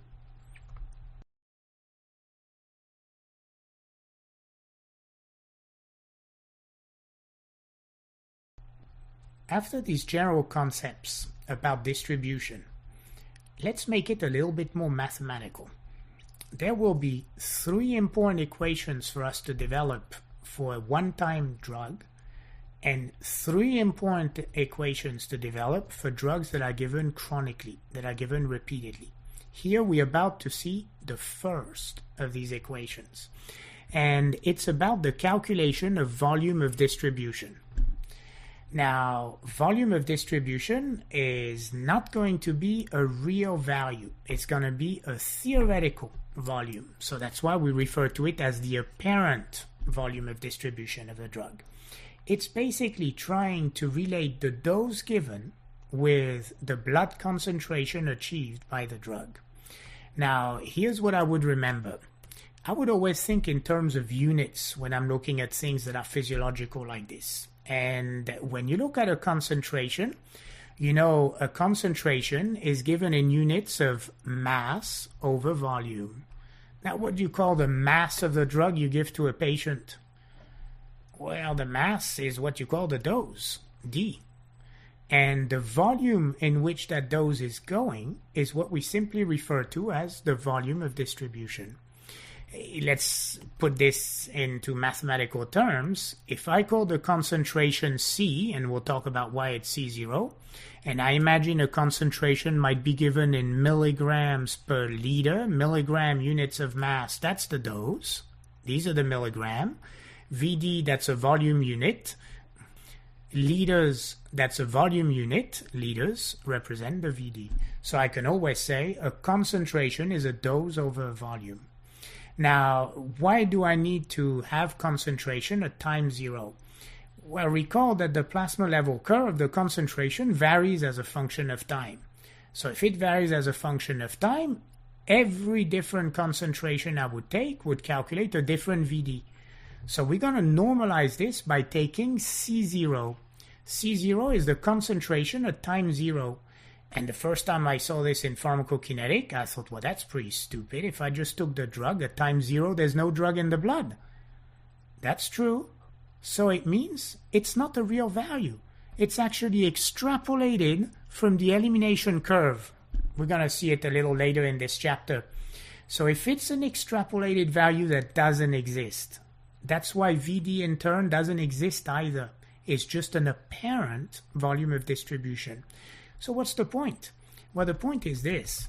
If I look at this equation, I can say C0 and dose are proportional to each other. So if I suspect over a short period of time my patient's volume doesn't change, then there should be a direct relationship with increasing the dose, increasing the blood concentration. It does mean possibly if I double the dose, that should double the blood concentration. And conversely, if you half the dose, you should get half the concentration. Essentially, I'm saying there should be a linear relationship between dose and concentration. That's very useful to me. Conversely, I can say C0 is inversely related to VD. So it means maybe it's an apparent fictitious value. But if that value is very big, if you have a high VD, it means there's very little amount of drug in the blood. So where on earth is it? Well, if it's not in the blood, it must be in the tissues. So a high VD indicates a large tissue distribution. Look at an example showing you how stupidly apparent that VD is. Fluoxetine has an average VD of 2,500 liters in a 70 kilogram patient. And you could be a whale of a person, you would not have 2,500 liters of fluid in your body. Otherwise, you're definitely bloated. Huh? So as you're looking at this, large VD, large tissue distribution, let's make something practical out of this. Imagine someone was overdosing on fluoxetine. Do you think doing plasmapheresis would remove that overdose? Of course not. Think again. It would be useless because the drug is not in the bloodstream of this patient. So clearly it could be quite relevant in toxicity issues. Look at the counterpart of this. A low VD indicates a drug that is stuck in the bloodstream. Look at this example. The VD of furosemide, a diuretic, is actually 7.7 liters in a 70 kilogram patient on average. That small VD means if it's primarily in the blood, that free fraction of the drug will be primarily filtered. That means furosemide will be found in the kidney tubule and happily be able to bind to pumps. All right, what could make a drug have a high or low VD? Well, let's bring back our friends plasma protein binding. And if you had very high plasma protein binding, you would trap the drug in the bloodstream. If you trap the drug in the blood, it doesn't distribute well. You expect to see a lower VD. Look at how well that works. Would you believe that furosemide has 99% plasma protein binding? So no wonder why it has such a small VD. It's trapped in the bloodstream. Conversely, if you have high tissue protein binding, that will increase the volume of distribution. Talking about protein binding in tissue, one last point here. Can I also compete with protein binding at the tissue level, just the same way as I did with sulfonamide and bilirubin at the albumin levels in the plasma? Of course you can. And you know that the greater the amount and the higher the affinity of the drug, the more likely it would compete with the other drug that's binding to the same site. So what could happen? Well, very much as you compete with protein binding, it will change the volume of distribution. If you have greater free fraction, that free fraction will actually go back into the bloodstream. Just as we saw with plasma protein binding, drugs can compete at the level of tissue protein binding too, which will alter the volume of distribution of that drug. Conversely, it means when volume of distribution is changed when you put more than one drug together, then you can actually argue as to what happened to the free fraction of a drug. We know that when you compete with protein binding, it can increase the free fraction of a drug. And as it increases the free fraction of that drug can diffuse from the blood to tissue and increase VD, or from the tissue to the blood, in which case it would decrease the volume of distribution. So here's a classic example. Verapamil and quinidine displace digoxin from tissue binding site. And by displacing it from tissue binding site, it allows free digoxin to go back into the bloodstream where it has no effect. Digoxin works because it's in the heart, because it's in the tissues. If you force digoxin to go back into the blood, it's no longer tissue protein bound. You decrease the volume of distribution of digoxin. Less is in the tissue. In turn, this is the way I would think of it in case I saw it on the board question. If I gave drug A and it had a high VD, and if I now add drug B to it, and because of adding drug B, I see a lowering of the volume of distribution of drug A, then I know that B competed with drug A for tissue protein binding. Basically, it caused the drug to leave the tissue and go back into the bloodstream. Conversely, if you gave a drug B and you increase the volume of distribution of drug A, then it means drug B competed with drug A at the plasma protein level and caused the free fraction of drug A to go into the tissues. An important concept in your margin would be to actually have an idea of physiological VDs for step 1. That's based on your physiology of fluid compartments in the body. And an advantage of this is if a board question was telling me drug A distributes in total body water, well then in plain English they tell me where the drug goes, and in numbers I would look at my physio and remember total body water is about 60% of my body weight. So about 0.6 liters per kilogram. Of course, obesity decreases total body water, and being lean would increase it. But overall, it would mean to me, I would expect maybe 40 to 42 liters in someone who's 70 kilograms, so 0.6 liter per kilo. If you could remember that ECF, extracellular fluid, is 0.2 liters per kilogram, blood is about 0.08 liters per kilogram, plasma about half of this, and fat itself is about 0.2 to 0.35 liters per kilogram. Then you'd have all the different possibility we could tease out of you without giving you an actual VD value, just giving you a text. So that's really up to you to memorize these numbers. One final aspect of distribution deals with highly lipid-soluble drugs. Highly lipid-soluble drugs that can redistribute into fat tissues prior to elimination. Of course, if that's the case, it means they're going to stay in the body for a long time. Let me give you an example. I work in forensic toxicology, and one drug that's very, very common as a drug of abuse and now potentially as a medicinal drug is cannabis. Cannabis is tremendously lipid soluble. So would you believe that if you smoke one joint, okay, put that joint down now because I can see you and I can smell it from here.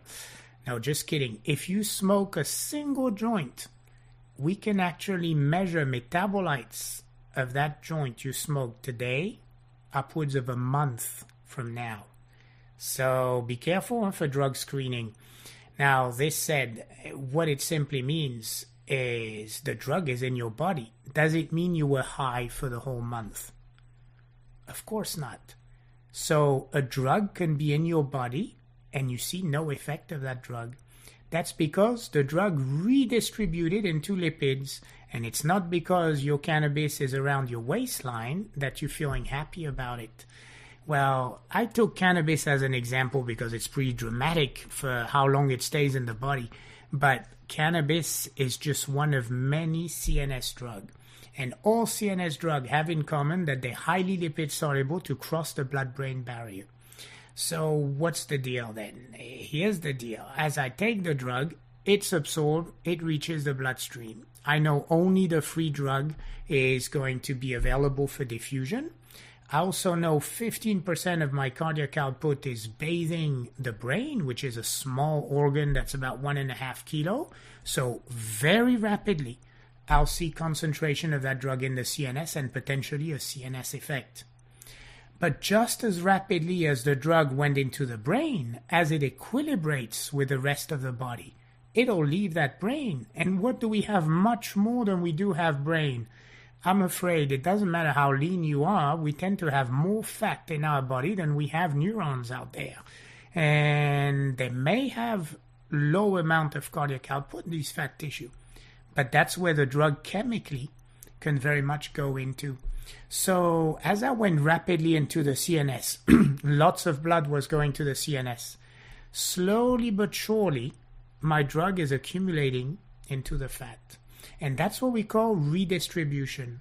What we mean by this, it's as if first the drug went and distributed to the brain, and then only it distributed into the fat.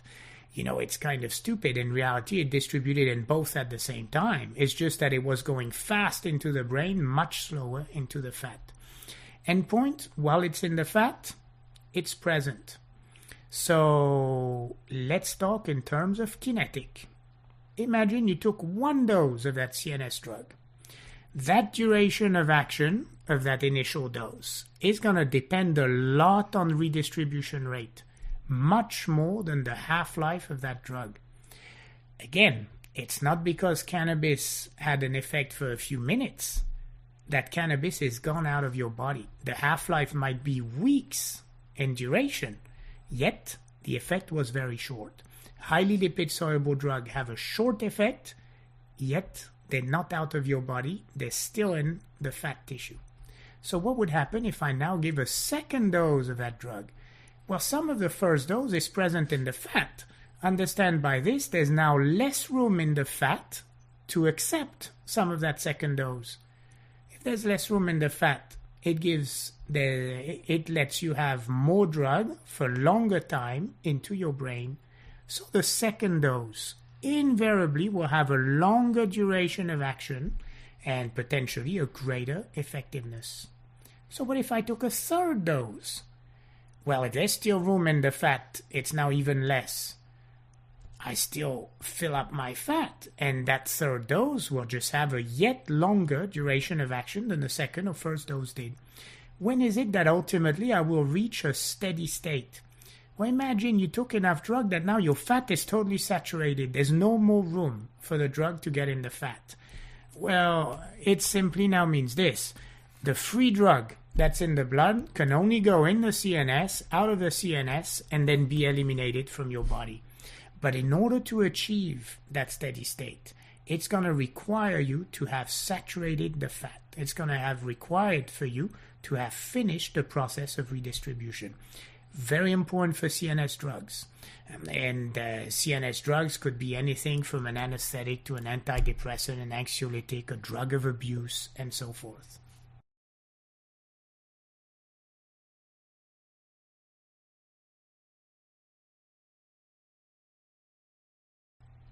As we look at drug metabolism, the principle of drug metabolism is to convert the drug molecules to something that's more water soluble so that it's more readily excreted. Does it mean metabolism has in mind to get rid of the effect of the drug? Not at all. Look at the figure. A drug may be metabolized to inactive metabolite. That is truly most common. So in this sense, metabolism did shut down the efficacy of a drug.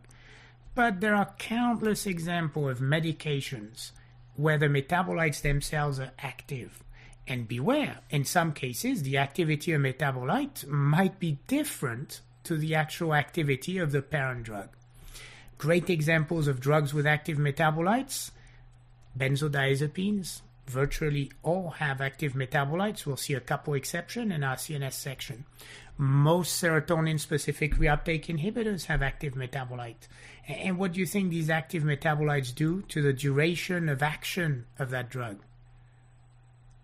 Of course, it's increasing that duration of action. Look, there's a very unique setting also where metabolism has to do with activity of a medication. Some drugs are given as what we call prodrugs. Prodrugs are inactive per se and depend on our metabolism to be turned on. So metabolism, in a nutshell, can inactivate a drug, can metabolize a drug to active metabolite, or in the case of prodrugs, can turn on the effectiveness of a drug through metabolism. Here you have an example, isoniazid. Isoniazid is an antitubercular drug that is activated by TB itself, and nucleoside analogs that are used as antiviral or anti-cancer drugs. Classically, we'll divide drug metabolism in two phases, phase 1 and phase 2. It does seem to indicate that phase 1 may precede phase 2, but it's not always the case. Phase 1 is simply a metabolic route that modifies the drug molecule. As you modify the drug molecule, you do this by changing its actual chemical structure. Classic changes are obtained by oxidoreduction, by far the most common mode of metabolism that will be board relevant, but also through hydrolysis. When we talk about oxidoreduction, the most common enzymes that will do oxidation and reduction of drugs are going to be cytochrome P450 enzymes. So they'll really be the ones we work the most with. Phase 2 reactions do not modify the drug molecule. What they do, phase 2 reaction, is conjugate the drug. They use enzymes called something transferase. And some example of transferases include acetyltransferases for acetylation, glucuronosyl transferases for glucuronidation, and so forth. Well, in conjugation, the drug molecule is simply attached to water-soluble compounds that are part of our body, and by making the drug more water-soluble, it helps its excretion.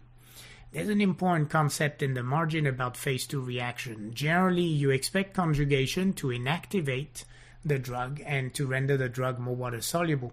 There are very few cases of drugs that are conjugated with active metabolite. The one I would know for the exam is morphine.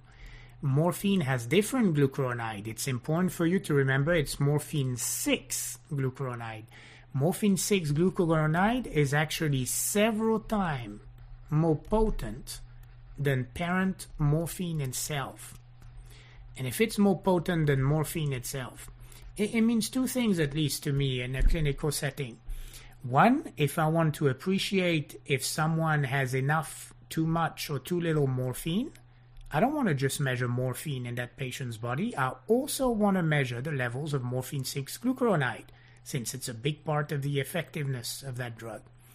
Two, if I had a patient who had renal dysfunction, then they can't get rid of their morphine glucuronide readily, in which case, you know that in people with renal impairment, you would have to adjust the dose accordingly and lower the amount of morphine, because the actual toxicity may not come from the morphine itself. It may come from the accumulation of the metabolite. Morphine is an important painkiller drug, and often we give it to elderly patients who have maybe terminal diseases. Elderly patients tend to have poor renal function, so make sure you remember morphine 6 glucuronide. As we look at the figure, we look at the two phases of drug metabolism for the example of aspirin. And as I'm looking at the example of aspirin, as we look at this diagram, let's imagine aspirin, acetyl salicylic acid. A phase 1 reaction is actually going to remove the acetyl function. Now you see it replaced by a hydroxyl. That's going to be done by cytochrome P450s. And then attachment to the salicylic acid of this big sugar-like molecule that has lots of oxygen on it, that's very water-soluble, which is a glucuronide. So you see here phase 1 followed by phase 2 until eventually the glucuronide is soluble enough to be eliminated. So phase 1 example, oxidation. Oxidation might be hydroxylation. Dealkylation, deamination, all these will be classic phase 1 reaction. Hydrolysis is a different process than oxidoreduction, but also phase 1, modification of the drug chemical. You see well in the example of aspirin that it's no longer aspirin, it's a new chemical, it's salicylic acid. You contrast in the phase 2 of conjugation, do you still recognize salicylic acid? Of course you do. Phase 2 did not modify the drug. All phase 2 did is attach a water-soluble compound to ease the excretion.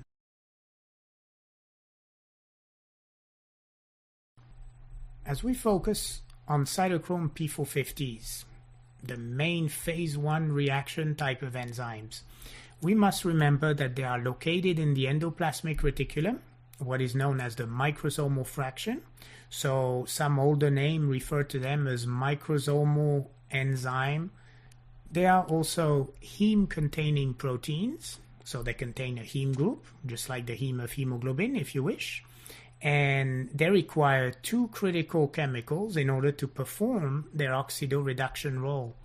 For oxidation, they require oxygen, of course. And for reduction, they require hydrogen. And notice for your biochem, the hydrogen comes from NADPH, not from NADH or FADH2. Remember the role, for example, of glucose 6-phosphate dehydrogenase in that production of NADPH, or malic enzyme in the liver for NADPH. So you need NADPH, you need oxygen. If you didn't have NADPH, you may have a buildup of certain drugs. And in people with G6PD deficiency, they may have a slow rate of elimination of key drug, which can then damage red blood cell further and trigger hemolysis. So I want you to remember NADPH is required with oxygen. P450s are obviously found in the liver, but don't be fooled. Every tissue has some P450. It's just that the liver is the most relevant organ for drug metabolism. There are a multitude of P450 enzymes. They're given numbers for their families, letters for their subfamily, and yet another number for the member of that subfamily. Overall, 6 primary P450s metabolize drug. And by far, what I want you to remember is that 3A4 is really involved with half of the drugs that are given to a patient. So it's really big general enzymes to metabolize drug. This said, 2D6 is another important P450 to focus on. Pretty much a third of the drugs require 2D6 for their metabolism. For the others, you see pretty much 5% each for 1A2, 2C9, 2C19, 2E1. So much smaller amount of drug would be metabolized by these 4 enzymes. Why do we see all these enzymes? They all have little stories associated with them. For one, 2C9, 2C19, and 2D6 have genetic polymorphisms. Genetic polymorphisms means that we are not all created equal when it comes to metabolic rate for drugs through these enzymes. Roughly, we can then subdivide the general population in 4 groups. The poor metabolizers, obviously, cannot metabolize well through these enzymes, so drugs would accumulate in those patients. Intermediate metabolizers metabolize faster, but not as well as extensive metabolizers. By the way, extensive metabolizer is the normal, more common genotype. So it is normal to be an extensive metabolizer. The fractions of population who are not the general one would be the poor intermediate, or look at this, the ultra-rapid metabolizers. So 3 patterns that are not as common: poor, intermediate, and ultra-rapid. Let's put this into clinical perspective. Sometimes genetic polymorphisms can be related to ethnicity. Example of these, 2C19, 20% of Asians are deficient in 2C19. 2D6, 5 to 10% of Caucasians are deficient in these enzymes. Let's put some examples. Look, how about working with warfarin first, if you want? Warfarin, an anticoagulant, is pretty much metabolized by 2C9, and it is inactivated by 2C9. Imagine you were one of these deficient individual in 2C9, 2C19. A deficient individual with 2C9 would build up warfarin, and unfortunately, poor metabolizers would bleed, potentially bleeding to death. So it would mean a good monitoring of the amount of warfarin. Do we monitor warfarin? Of course we do. We monitor PT. And as we monitor the prothrombin time and the international normalized ratio, we adjust the dosage as we titrate patients with warfarin. So it would really be an accident that should be avoided because of the way we actually administer warfarin.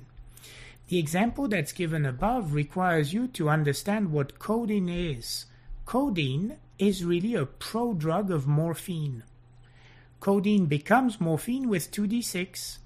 So whereas a poor metabolizer would not do much morphine, an ultra-rapid metabolizer, no pain anymore and no cough. Actually, it's not the coughing that's going to carry them off. It's the coughing you're going to carry them off in, because an ultra-rapid metabolizer will die from rapidly converting codeine to morphine. And there's been an example of this happening. So does it mean we have to genotype our patients? In some cases, we're getting closer to having kits to genotype patients for drugs, and it's a never-evolving aspect of drugs and prescriptions in medicine.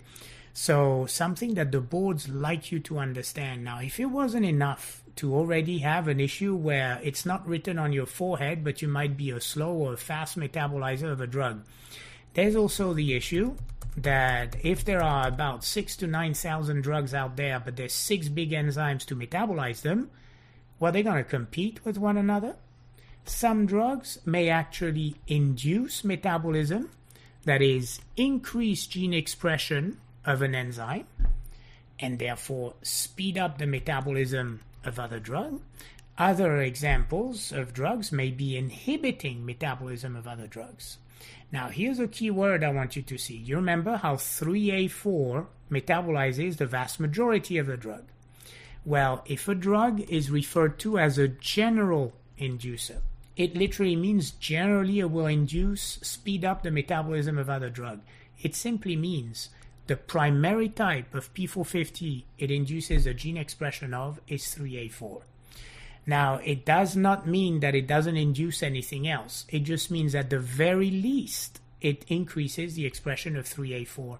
If there's more enzyme, there's more Vmax for biochem. Greater number of enzyme, induction, increases Vmax. Oh my God, think of the curves in biochemistry for down the road. Important example of general inducers. You must commit to memory certainly the ones that are in red on this page. Pretty much anti-seizure drugs, as a rule of thumb, are general inducers. Make sure you know barbiturates as a class. But if you knew phenytoin and carbamazepine, that would be wonderful. Notice, if there's one big name that is not there, not valproic acid, not valproate. Valproate actually will be an inhibitor. In the antibiotics that patients might take for long enough to actually see the effect of gene expression increase, rifampin comes to mind. Rifampin is used for tuberculosis and might be used for 6 to 9 months. Plenty enough time to increase liver enzyme and speed up metabolism of other drugs. HIV medication and HIV patient are incredibly complex when it comes to drug interaction. Efavirenz, nevirapine, so these are non-nucleoside reverse transcriptase inhibitors, are classic inducers. Can you imagine? A classic HIV patient has 15 to 20 other drugs on board. So that's going to speed up the metabolism of other drugs and mess up their action. One very important example to commit to memory, some people drink. Are they drinking once in a while or always? Alcohol being a liver toxin, you bet that if you take chronically alcohol and you didn't die, it's because your liver adapted. And the way the liver adapted to chronic ethanol is by increasing the expression of enzymes that can metabolize it, that is including CYP3A4. So chronic alcohol will always speed up the metabolism of other drugs. Look, you see as well as I do that list is not complete. You could put St. John's wort, which is actually an herbal preparation that people may get over the counter. It works a little bit like an SSRI for depression. Of course, steroids only work through gene expression and so forth. So we'll see other drugs throughout this book. But at the very least, you see what to remember. Barbiturates, rifampin, anti-HIV drugs like efavirenz and nevirapine, and chronic ethanol.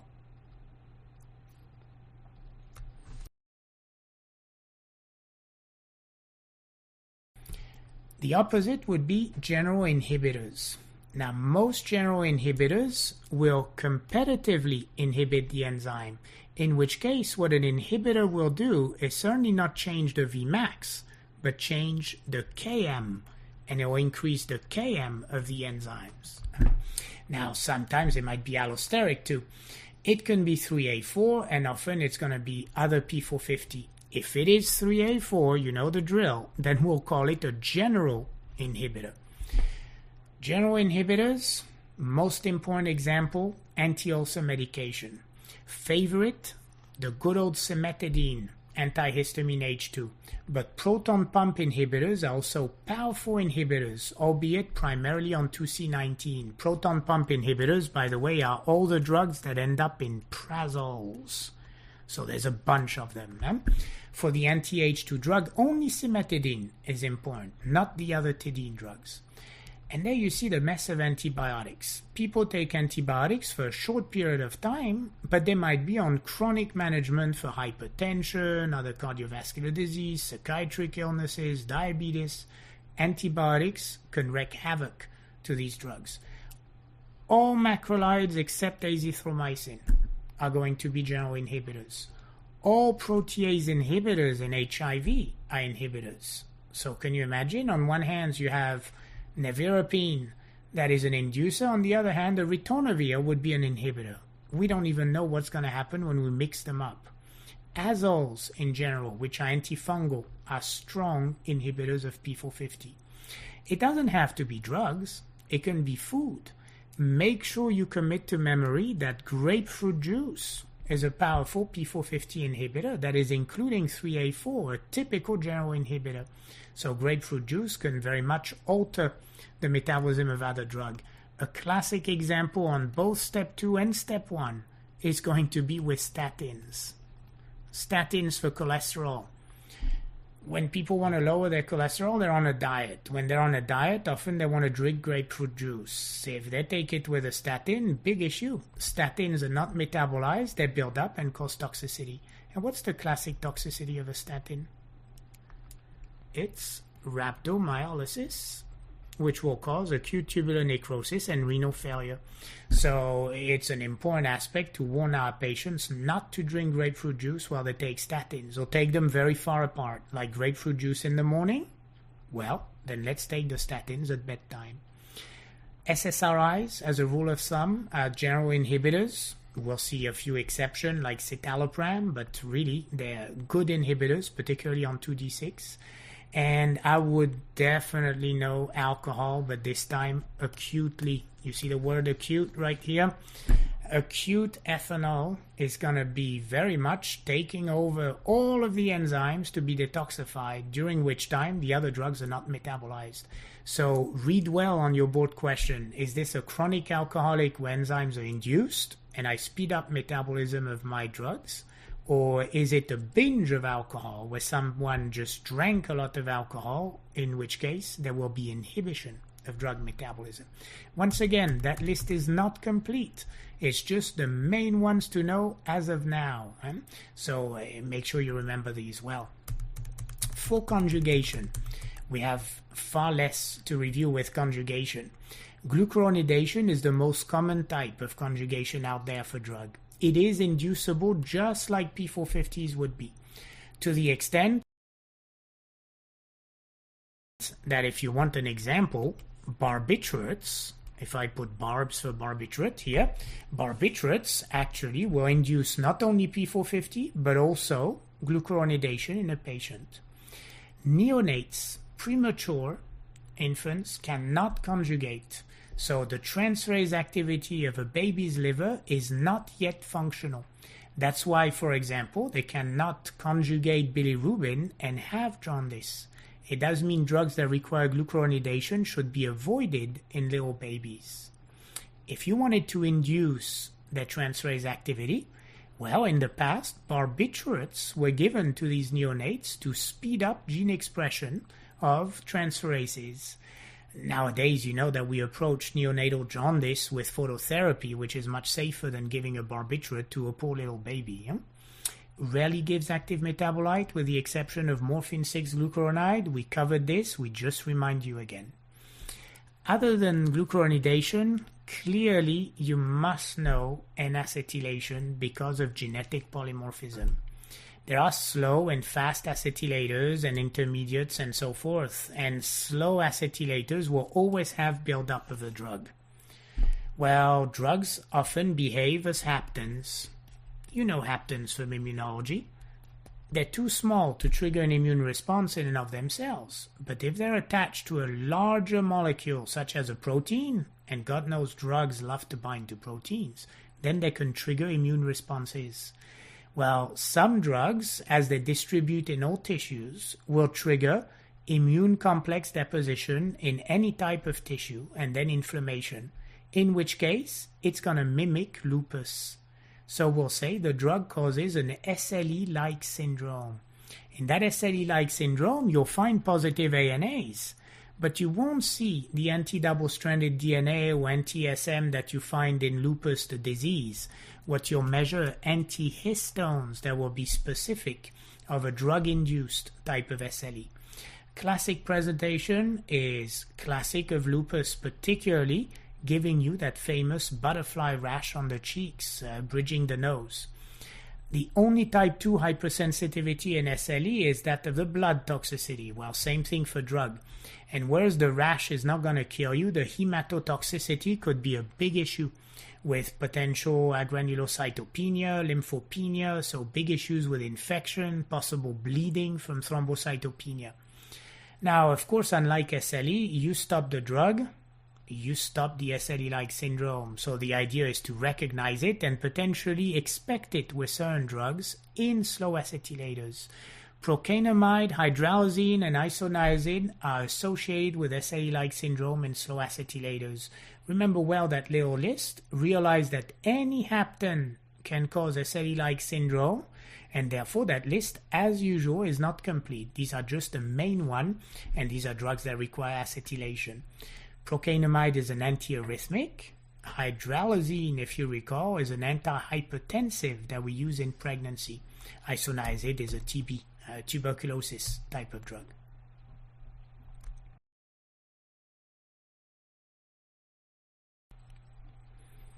Well, here we are with our last phase of pharmacokinetic, the phase of elimination.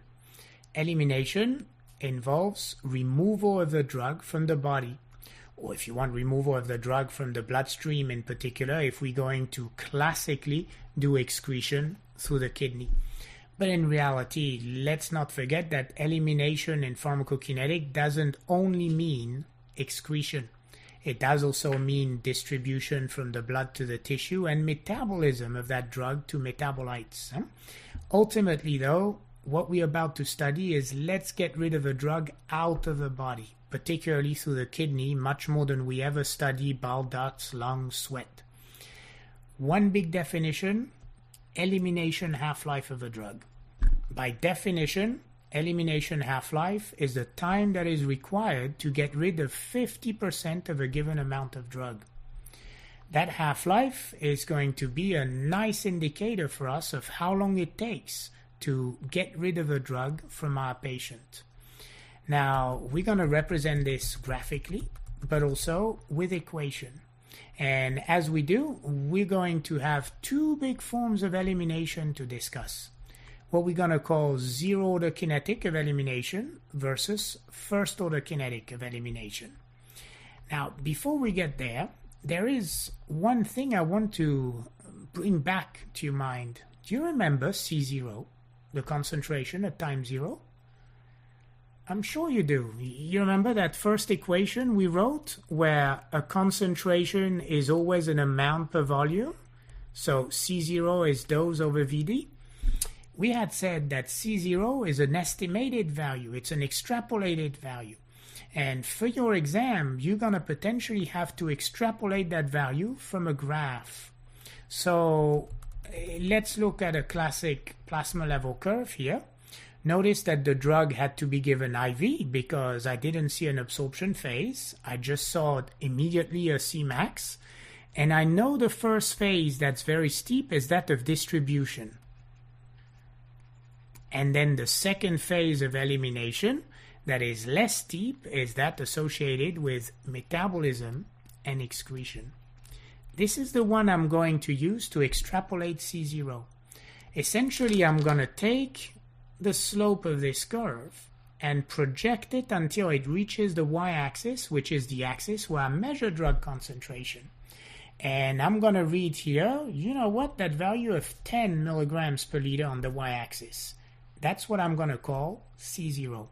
You must be able to do this on a board question so that if you knew the dose, now you have C0, you could calculate a volume of distribution.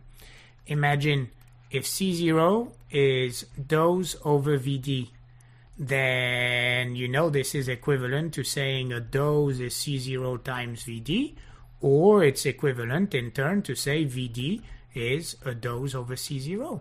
So depending on which parameters were given to you in the text, providing you have one, you extrapolate C0 from the graph, you can calculate the third one. Here's an example. And in the example that we have, let's calculate the volume of distribution of a drug if we assume that we gave 200 milligrams of a drug and it was injected. So 200 milligram, that represents what? The dose, the concentration, or the VD? Milligram, it's amount. That's the dose. So I know dose is 200 milligram. I need to know C0. Let's imagine the graph we have above is the one that applies to these 200 milligrams. Well, then I know to read on the y-axis by extension of the slope of elimination that 10 milligrams per liter is C0. So C0 is 10 milligrams per liter. Can I now find the volume of distribution? Absolutely. I know volume of distribution is the dose divided by C0. As usual with math, just like in renal phys, make sure you adjust accordingly the units. Here we're lucky. We have milligrams for the dose and milligrams per liter for C0. So if I put the dose divided by C0, the milligrams cancel each other, and I'm going to end up with an answer in liters. 200 milligram divided by 10 milligrams per liter, that's real tough. It's going to be 20 liters. Volume of distribution of 20 liters. You remember how fluoxetine was in the thousands? So if it's not big, could you give me maybe a reason why that volume of distribution is pretty small for that drug? I'm hoping you're thinking, that's right, maybe it's a drug that has fairly high plasma protein binding, and you'd be correct. It's probably the reason why it doesn't distribute very well, or maybe it's very water soluble and doesn't distribute well.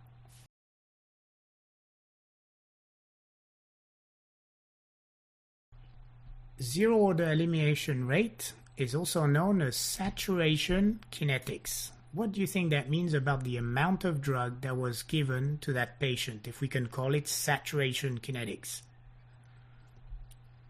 I'm hoping you're saying that must be with large doses.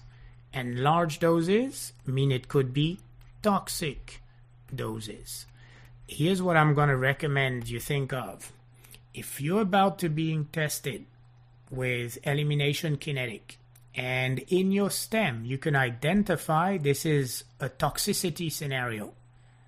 Well, then you can take for granted toxicity scenario is with large amount of drugs. Large amount of drugs can saturate enzyme transporters.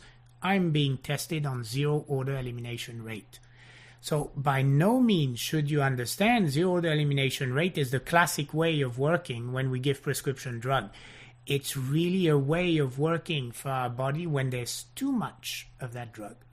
If there's too much, once you've saturated all the transporters, once you've saturated all the enzyme, well, then the body can only ooze out the drug at a constant amount per unit of time.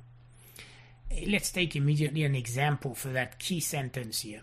Imagine you took 100 milligrams and 100 milligram was enormous for that drug. And right now, 10 milligrams of that drug is eliminated every hour. Well, constant amount per unit of time, you imagine very well how to extrapolate how much is in the body. It means if you had 100 milligram initially, an hour later, you should have 90. Or essentially, what you've removed is 10 milligram during that first hour.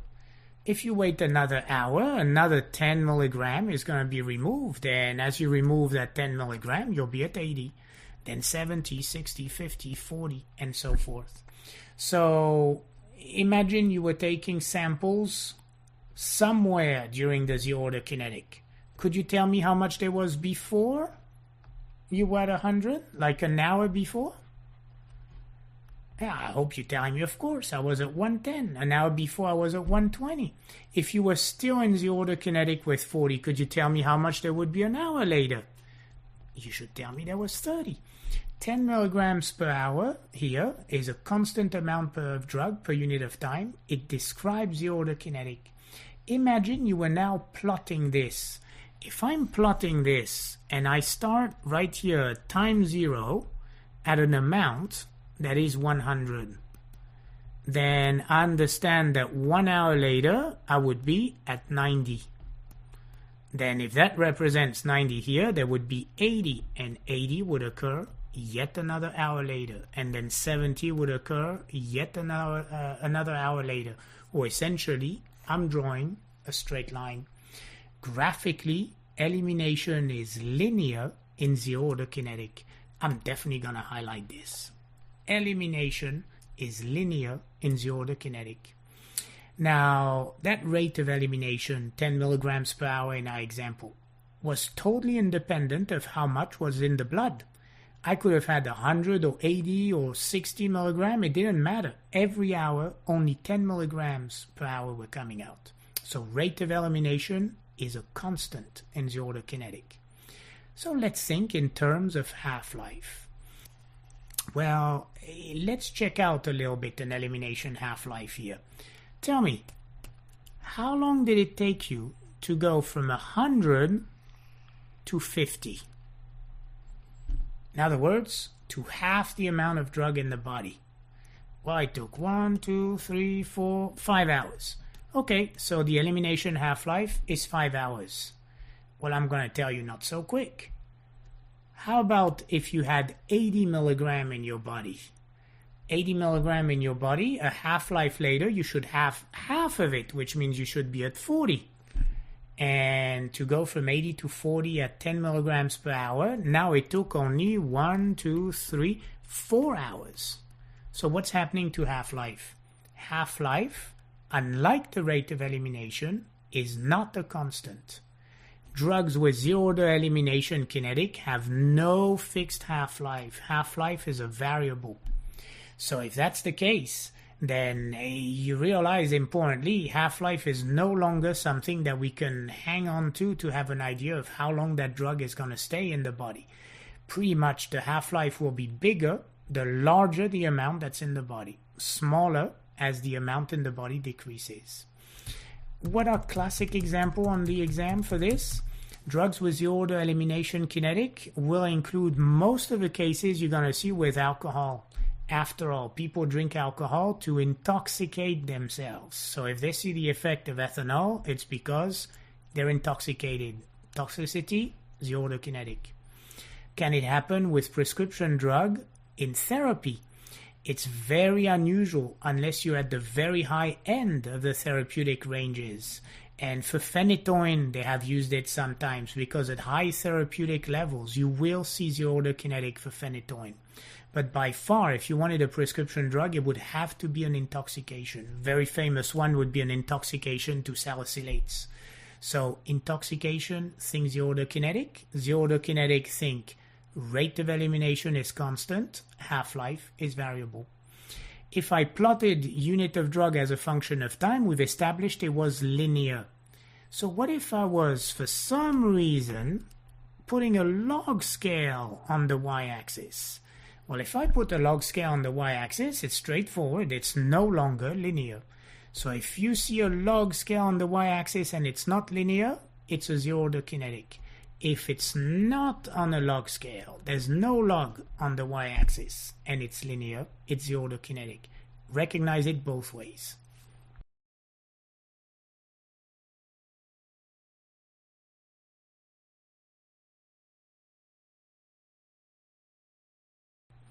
In first-order elimination rate, we're looking at exponential kinetics, and we're looking at the normal way. So what I mean by this is, classically, when we give drugs in small amount, the body will be very efficient at getting rid of that drug. It'll work by exponential. Exponentials work by fractions, by percentages. And the hallmark feature in plain English of first-order elimination rate is that a constant fraction of a drug is eliminated per unit of time.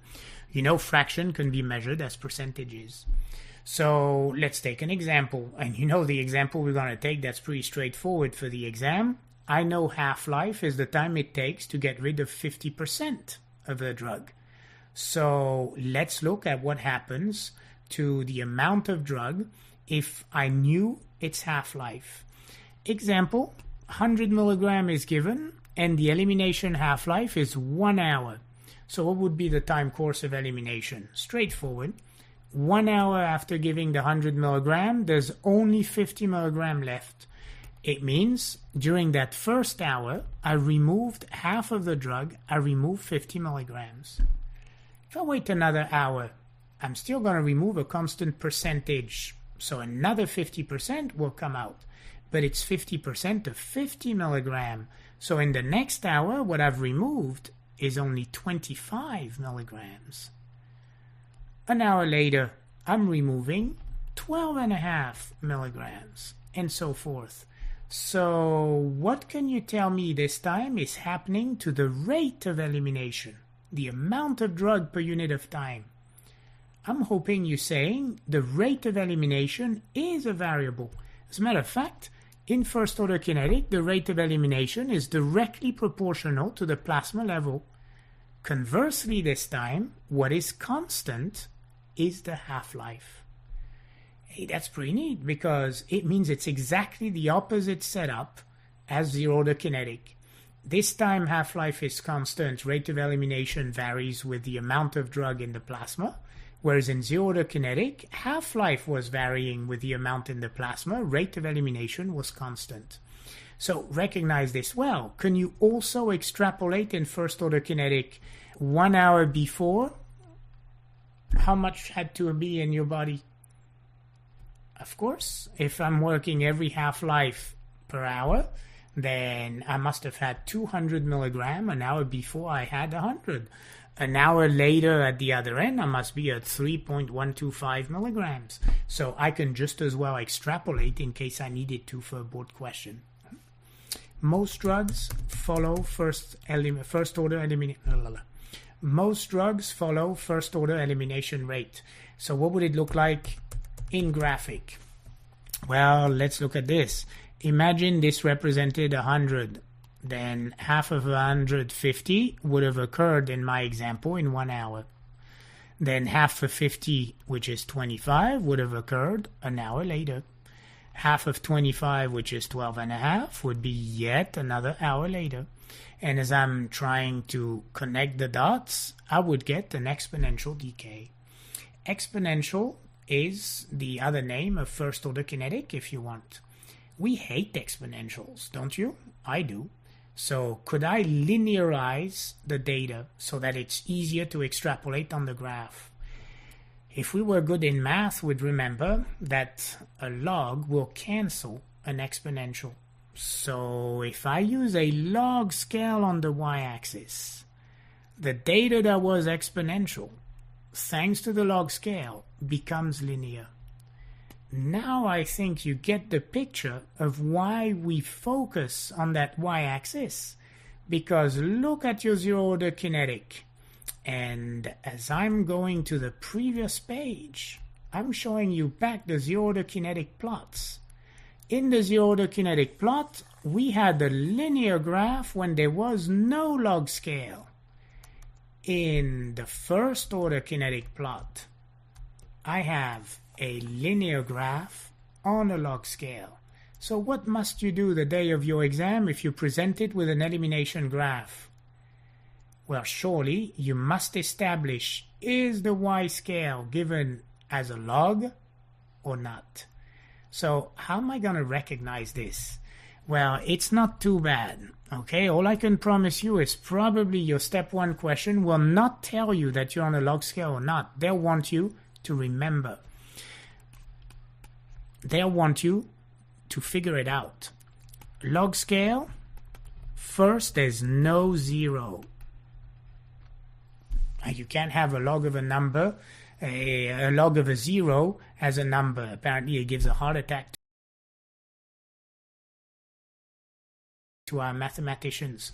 So as I'm looking at this scale, there's no zero. And quite importantly, if this was 1 and that space was 10, then a similar space would become 100, similar spacing would become 1,000. It would mean, if I blow this up, that 2 might be here, and then there would be 3, and then there would be 4, and then there would be 5. You notice that when you look at a log scale, you don't see an even distribution of the numbers on that scale. Contrast, if I'm showing you a linear scale, probably it'll have 0. If that's the space between 0 and 1, then that's the space between 1 and 2, the space between 1 and 3, between 3 and 4, and so forth. So let's look at the graph that was given to us previously. I want you to tell me, is it a log scale or not? And therefore, is it first or zero-order kinetic? So if we go back to page 150 in 1 second to figure 171, look at the y-axis, and what do you see? First, I don't see zeros. Second, the space between 0.01 and 0.1 is the same space between 0.1 and 1, the same space between 1 and 10, the same space between 10 and 100. So what is that? It's a log scale. And if you look like a straight line on a log scale, you must be a first-order kinetic. Hopefully everyone is comfortable with log scales and linear scales.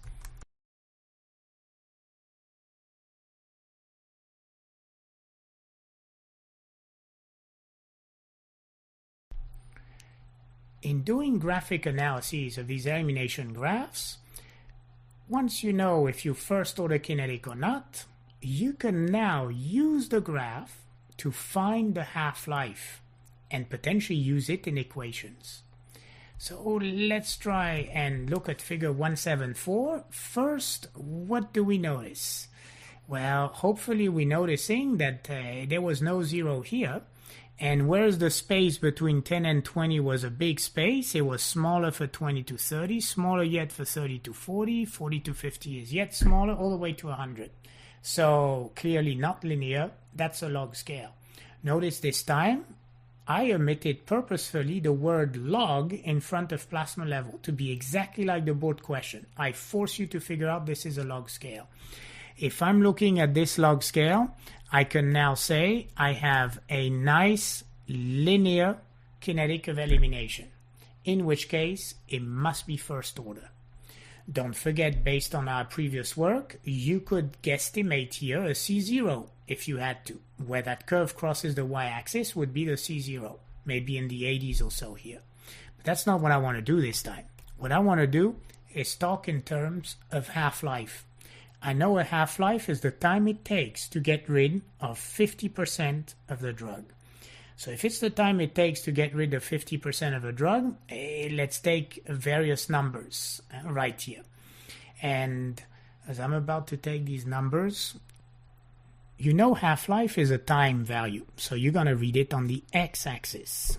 And as you take any plasma concentration, the time it takes to half this value will give you the half-life. So let's imagine that you were at 60 microgram per ml. 60 microgram per ml, if I go to the graph, is at this particular point. This particular point is showing me right here a value just slightly beyond 2 hours. So that's my starting point.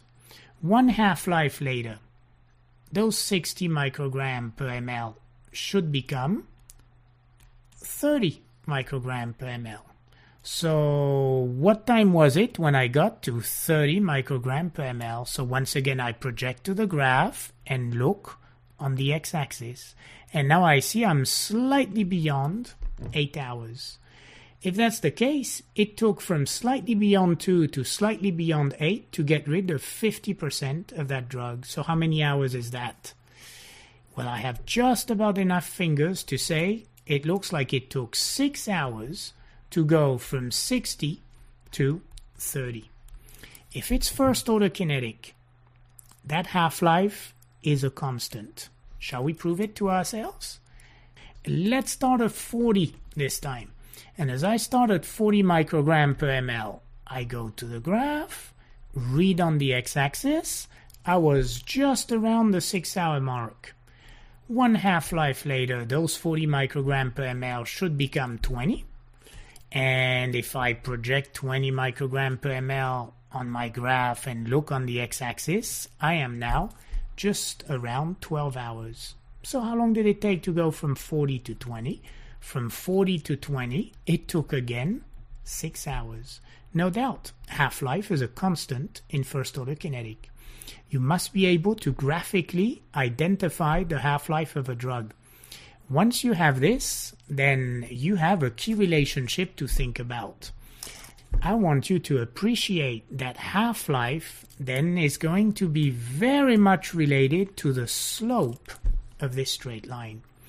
The slope of a straight line is a constant. So, constants are generally given the symbol K. And K is known as the constant of elimination. K, that constant of elimination, I'm putting CST for constant. This constant of elimination is literally the slope of the line. Imagine a very steep slope. If it was a steep slope, it means a big K. And I'm not talking Burger King here. If it's a big slope, what should that do to how long it takes to get rid of 50%? If it's very steep, you should be able to get rid of 50% much faster. So a big K should give you a small T1/2. Contrast. If instead of a steep slope, you had a very slow rate of decrease, so you have a small slope, well, it will take you forever to get rid of 50% of the drug. So a small K, a large T1/2. What can I say then about K and T1/2? They are inversely proportional. That's your second equation of pharmacokinetic. T1/2 is inversely related to K. Now, it's not 1 over K. Because we have a log scale, it'll be log of a 50% if you want, and it'll give you a value that is close to 0.7, 0.693 for the purist. So knowing that T1/2 is 0.7 over K will definitely do it for me. And it does give me a key principle. Elimination rate is always inversely related to half-life. If you eliminate slowly, the drug stays in your body. Therefore, a slow elimination means a long half-life. Conversely, a fast elimination means a small half-life. Now, what was the first equation? Some of you might worry. Well, don't forget, the first equation initially was concentration at time zero is dose over volume of distribution. So it brings us then to what are the units of K? And look at this, to make us totally nuts to the point that we need antipsychotics. If half-life is given in hours, 0.7 having no units is just a figure. K must be given in per time units. Per time unit? I mean, I don't know about you, but if I'm thinking of things in per minute or per hour, I'd be like, what per minute? And it's nothing. It's just per time unit. So it's too mathematical to please our biological mind. So thanks to our physiologist comes the concept of clearance. And conceptually, clearance is much easier for us to grasp than K, the slope of elimination curve in per time unit. Look, let me give you my take on clearance there. And I would refer you to your physio section on clearance to see it in more detail. Essentially, clearance refers to a specific volume of blood, let's take 100 mL, that passes through a kidney and is completely cleaned up of whatever chemicals were in those 100 mL. In those 100 mL, before I entered the kidney, were 1, 2, 3, 4, 5, 6 little crosses of drugs. After I passed my kidney, for renal clearance, if it was metabolic clearance, it would be the liver. Those 100 mL of blood are completely clean. There's no drug left. Where's that drug? That drug, all 6 crosses of it, are now either in the urine for renal clearance or in the bowel for metabolic clearance. Well, if I could measure how long it took for those 100 mL to be cleaned up of the drug, I would get the parameter of clearance, which is always given in volume of blood per unit of time. Volume per time. Ah, that's interesting. I'm extracting my drug from a volume that I call what? I'm hoping you're telling me volume of distribution. And what is a constant that is given in per time unit and that represents elimination? Hopefully you're telling me K. So that if I time the VD by K, that should be my way of expressing clearance in pharmacokinetic. So clearance is going to be a nice concept. The thing I want you to remember well of this concept in physio, it did not matter how many little blue crosses of drug I had in those 100 mLs. I could have had 1,000, I could have had only one, I could have had 200 or 400. What I'm saying with the word clearance is it took 1 minute for 100 mLs of the blood to be totally cleaned up of the drug. So a much better parameter than K, no doubt.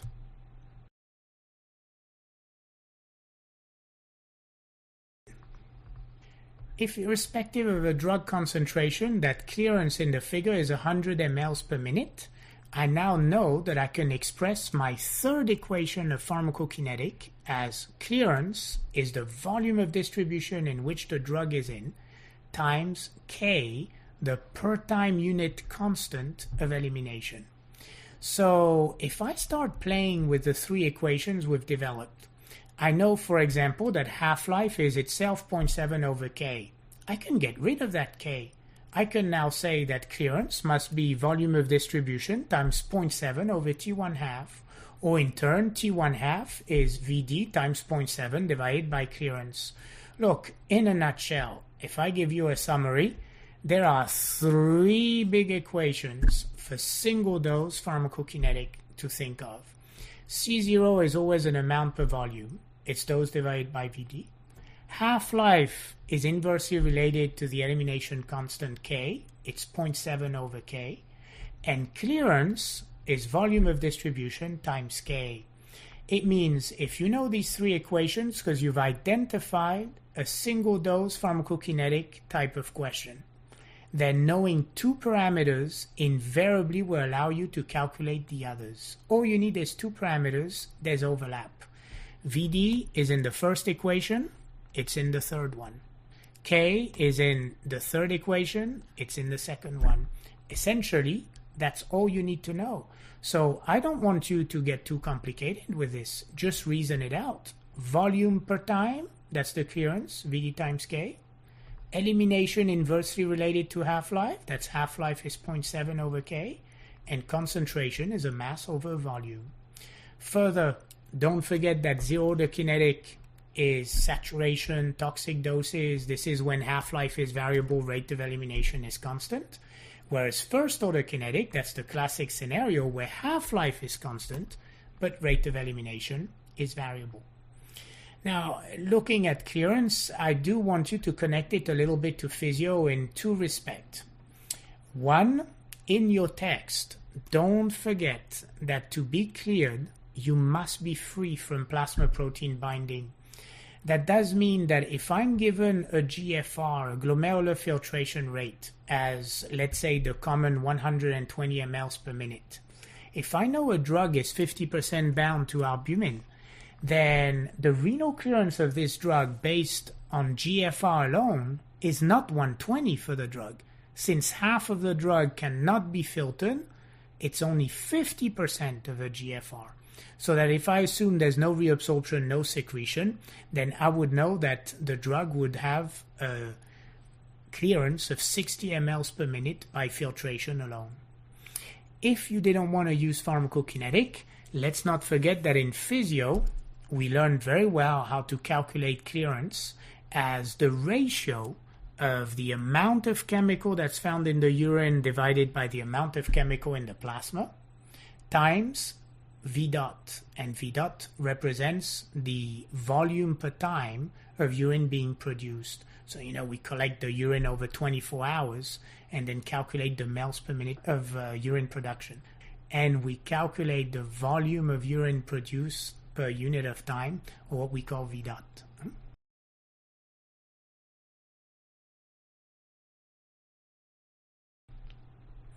In this last section of pharmacokinetics, we're going to explore, but not in as much detail, what happens when we do chronic dosing.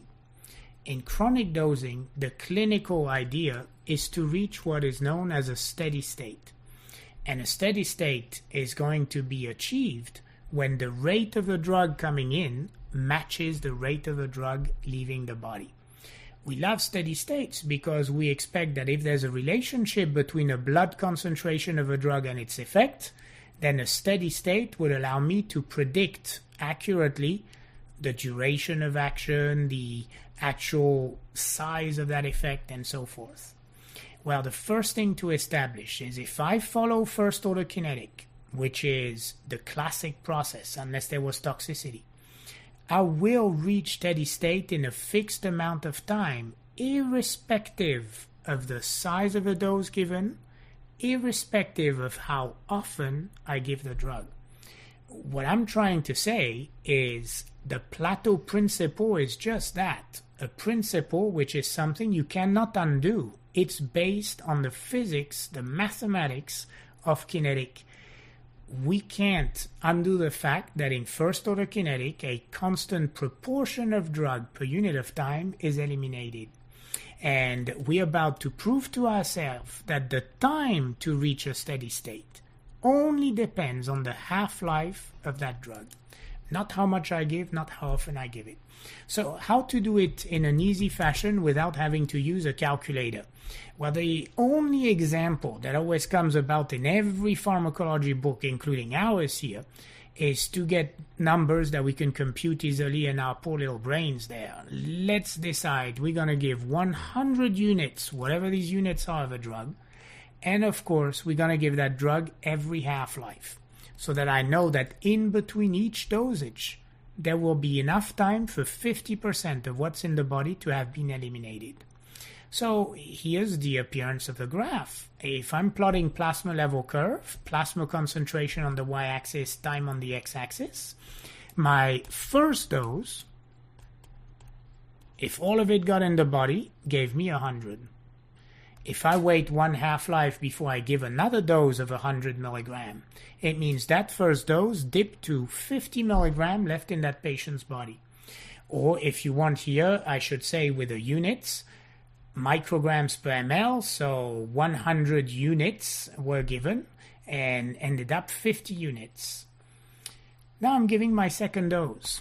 As I'm giving a second dose, I'm adding on 100 to the 50 remaining of the first dose. So I'm adding 100. It means now I have 150 in that body. And a half-life later, I know those 150 will be cut in half to 75. Notice then that as I give a third dose of drug, at the third dose of drug, I'm adding on 100 to now 75, which represent 25 remaining from that first dose, 2 half-lives later, plus 50 remaining from the second dose, 1 half-life later. So to these 75, I add on 100. I bump up my values to 175. I think you got the gist of it. If I keep on going, 175 a half-life later will go down to 88, well 87.5 if you want. Then I give another 100, I'll be at 188. Wait a half-life, I'll be at 94. Give another dose, I'll be at 194. Wait a half-life, be at 97. What do you see progressively happen? You see progressively that the values are about to plateau. And the ultimate plateau will be when you're at a trough of 100 and you add on 100, you'll get to a peak of 200. And then 1 half-life later, you'll go back down to 100, give another 100, go back to 200, and you'll keep on oscillating between a minimum steady-state value of 100 and a maximum steady-state value of 200. Or if you want, an average steady-state value of 150. Then you have reached truly a steady state. Can I count it in number of half-lives? I can certainly try to do so. It would have taken 1, 2, 3, 4, 5, 6, about 7 half-lives to reach a mathematical steady state. Clinically speaking, though, there can be that much difference between 94, 97 for a minimum and 194, 197 for a high compared to 100, 200 of a true steady state. So probably I can say 1, 2, 3, 4, 5. I can say it takes 4 to 5 half-lives to reach clinical steady state. It's not mathematically perfect, but it's plenty good enough for me in medicine. That's why I wrote it in red in your notes. Clinical steady state is reached at 4 to 5 half-lives. It means if I tell you a half-life is 3 hours, then it would take 12 to 15 hours to reach that steady state. So look, in your clinical application, basically in one half-life you only achieve half of that steady state. In more than 7 half-life, you are definitely at steady state. 4 to 5 half-lives gives you your classic clinical steady state, and that's my favorite one to know. Now, this said, on your way to 4 to 5 half-lives, you have all the intermediate numbers. Like 90% would be 3.3 times the half-life, so I'm not going to go crazy with this.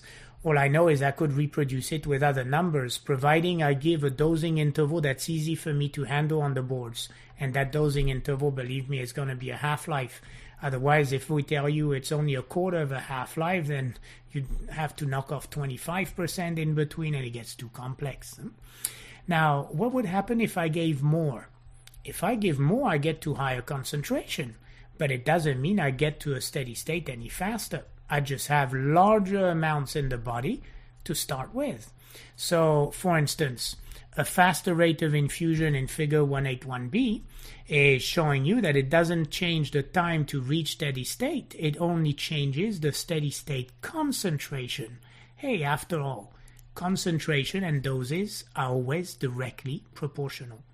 Here in the example, if you double the rate of infusion, the red curve, it shows you a steady state level, a CSS, that is twice the value of the green curve's rate of infusion. But it took the same amount of time on the x-axis to reach steady state. So, let me repeat from this page. What is it that to reach steady state, to reach a plateau, you depend on? You only depend on the half-life of that drug. It doesn't matter how much you give and how often you give. The dose size and the frequency of dosing will affect the value of CSS, but not the time at which you reach it. That's only dependent on the half-life.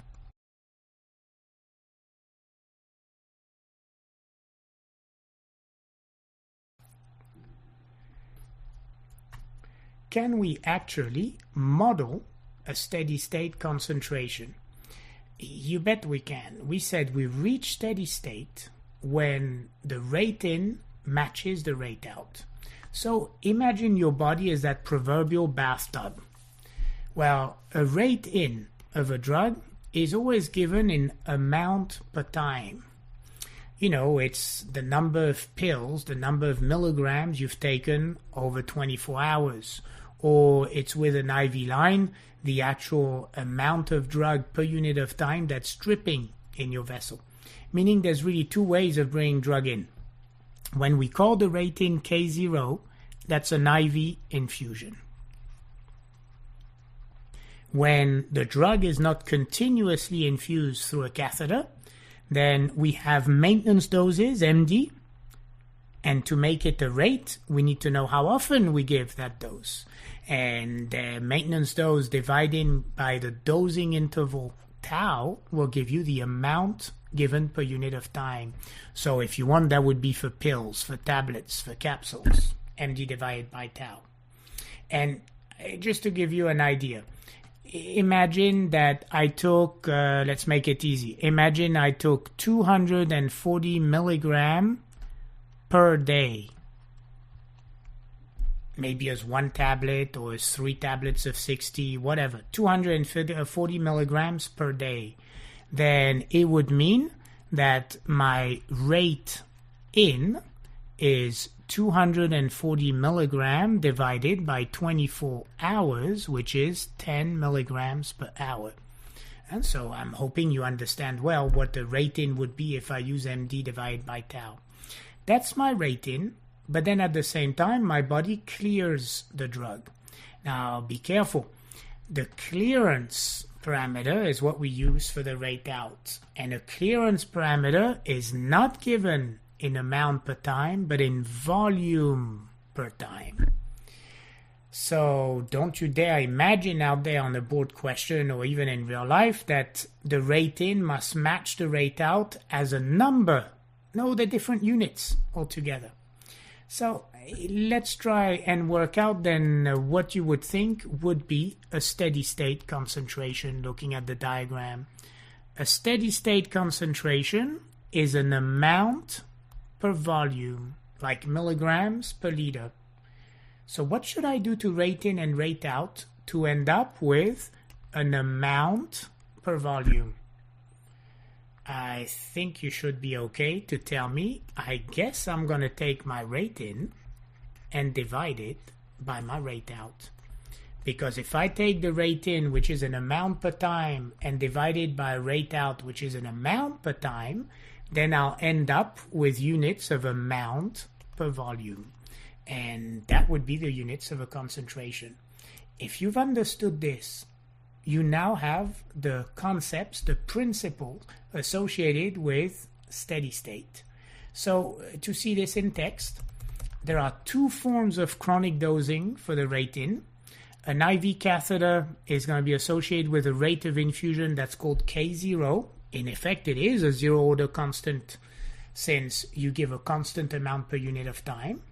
Or otherwise, it's going to be multiple discrete doses as maintenance doses given at a fixed dosing interval tau, and the rate-in becomes MD divided by tau. There's only one parameter of clearance, the rate out. And as I'm looking at CSS, it's always the rate-in divided by the rate out. So now you just fill in the actual parameters. For indwelling catheters, I know that my CSS is K0 divided by clearance. For maintenance doses, for discrete maintenance doses, my CSS is maintenance dose divided by tau divided by clearance. Do remember that unlike IV, you have to take into account bioavailability F. So if ever you were given a bioavailability value on your exam, then adjust accordingly the dose based on the fraction that gets in. Now there's one third major equation I'm going to put in steady state. What's the deal with a loading dose? The idea is it takes 4 to 5 half-lives to reach steady state. And if it takes 4 to 5 half-lives to reach steady state, what if I needed a steady state in order to have my clinical effect? Look, in most cases, we're not in an emergent situation whereby we can't wait 4 to 5 half-lives. After all, most drugs have a half-life around 4 or 5 hours. 4 to 5 half-lives is barely a day, so we can, in most likelihood, wait for a day to have that clinical steady-state efficacy. But if we couldn't, there's one thing we could always play with. We remember that dose is directly proportional to concentration. So if I give a larger dose to start with, then I could potentially give the amount of drug that would have eventually, once distributed, have built up in my patient's body at steady state. Essentially, a loading dose is a single dose, which when distributed will give you a CSS type of concentration.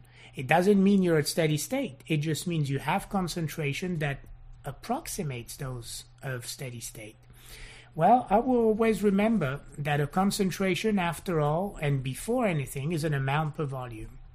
I know the volume is called VD. The amount to reach steady state as a single dose is what we call loading dose. So my third equation of chronic dosing is CSS is loading dose divided by VD. There's an important concept in the margin here. This important concept is a shortcut that is only relevant for the boards, only relevant for your step 1 question. Don't play with that too readily in the hospital. The idea for step 1 only, if you're given a scenario where the drug is given every half-life, and if it so happens that the minimum steady state concentration happens to be the one that is effective, then equations would show you that the loading dose is simply double the maintenance dose. What I don't want you to run away with here is, oh, that's easy. Loading dose, I just double the maintenance dose.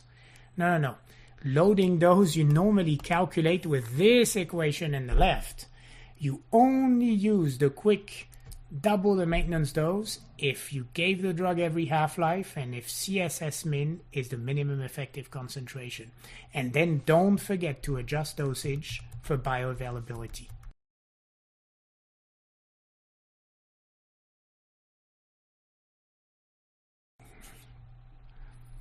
Well, let's take an example. There's no better thing than an example to try and do calculations. So let's imagine the following. We have a patient who's admitted to the hospital for pneumonia, and it's a bad pneumonia. You know, green sputum, some big fever, chills, and it's a classic typical pneumonia. The green sputum, maybe my patient had cystic fibrosis, and now off I go, it's Pseudomonas. So I'm going to give an antibiotic. Look at this. That poor patient actually has a Pseudomonas that is pretty resistant to anti-pseudomonal penicillin. Maybe we're going to have to give a quinolone. Whatever the case is, I don't mind whatever they give us to dress this up. Now comes the real portion. I'm given clearance and volume of distribution of ciprofloxacin as 80 mL per minute. You recognize well volume per time, so it's definitely a clearance, it's the rate out, and a volume of distribution of 40 liters. And this is an emergent scenario. You have pneumonia, you might get septicemia and shock. It's a gram negative, so you don't want to wait 4 to 5 half-lives. Let's give a loading dose. So what would be the loading dose if you know that you're trying to achieve a therapeutic plasma concentration of 4 milligrams per liter? Notice you know that's a concentration because it's given in amount per volume. The question is, can you calculate the loading dose? So these 4 milligrams per liters, they represent CSS. Of course, the clearance is 80 mL per minute, and 40 liters represent volume of distribution. What do I remember? I remember a concentration is always an amount per volume. And in the case of CSS, that amount is called the loading dose. The volume is, of course, the volume of distribution. It then turns out that I can re-manipulate this equation and say my loading dose is VD times CSS. Here, VD is 40 liters, CSS 4 milligrams per liter. I end up with an answer that is 160 milligrams. So not too bad to calculate here. And because I gave it IV, I never had to worry about bioavailability. Let's consider the next example. Let's imagine you still have Pseudomonas, and now you would like to administer a maintenance dose. So you want to maintain a specific concentration in that patient. And we're asking you what maintenance dose, what MD in the equations should be administered IV every 6 hours. So you're going to give it every 6 hours to end up with that same CSS of 4 milligrams per liter. Now you remember that at steady state, rate in equals rate out. You further remember that a concentration at steady state then is calculated as rate in divided by rate out. In this case, rate in is MD divided by tau, the dosing interval, so the amount per unit of time. Rate out is the clearance. So can I pull out maintenance dose out of this? You bet. I can now say maintenance dose MD is CSS times clearance times the dosing interval. I have all these values: 4 milligrams per liter for CSS, 80 mL per minute for clearance, every 6 hours for the dosing interval. Only thing is I need to make sure the units fit. And here is your nightmare scenario. Look at this. You have some liters in the concentration, you have some mLs in the clearance. You have some minutes in the clearance, you have some hours in the actual interval of dosing. You must decide whether you want to use everything as mLs or liters, everything as minute or hours before you plug in the numbers. So always make sure you check the units. It's a common reason to make mistakes. So if I convert the mLs to liters and the hours to minute, Then mLs 2 liters and hours 2 minutes, I don't have to change CSS. My 80 mLs becomes 0.08 liters per minute, and my 6 hours become 360 minutes. Now everything is fine. I have an answer in milligrams per minute.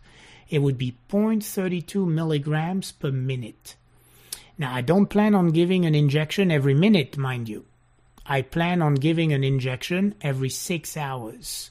So what's the amount I need to give every 6 hours? Well, there's 360 minutes in 6 hours, so 0.32 milligram per minute times 360 minutes, 115 milligrams is the maintenance dose. Notice that required much more calculation. We're not going to invent ourselves as good people with calculations. Some of us calculate well, some of us don't. And it's not once we're in our 20s, 30s, or beyond that we're going to suddenly discover we whiz at math. So here's my advice to you with this section. When there are pharmacokinetic calculations out there, they're always high yield for our exam. They're high yield for a simple point, not because there are gazillion questions about pharmacokinetics. If there were, we might as well commit suicide now taking drugs.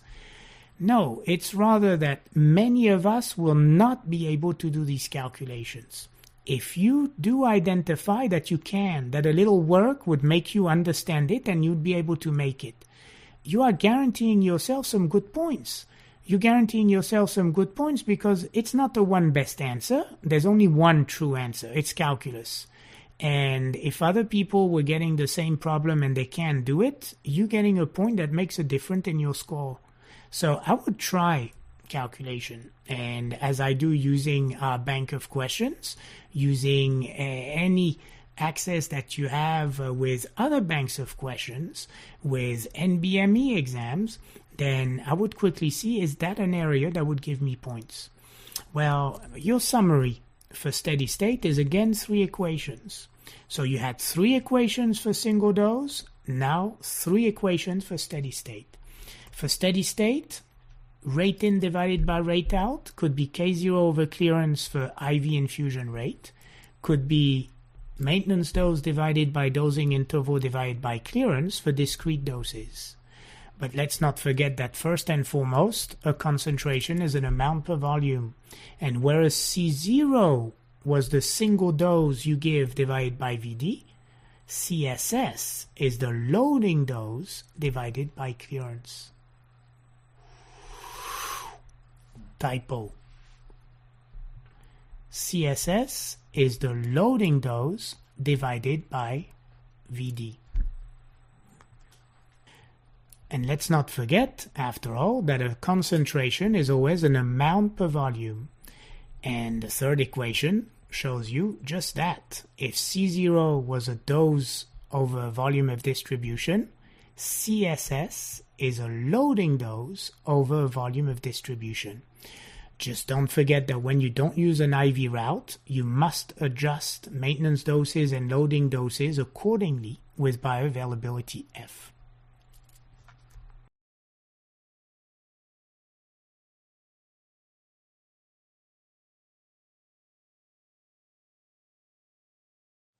To conclude this review of Chapter 1, I'm hoping you are now clear about zero and first order kinetic. You are now clear about the 4 phases of pharmacokinetic: absorption, distribution, metabolism, and elimination.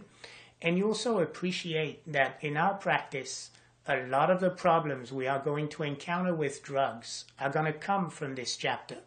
You know, stories such as overdosage, and particularly issues with drug interactions.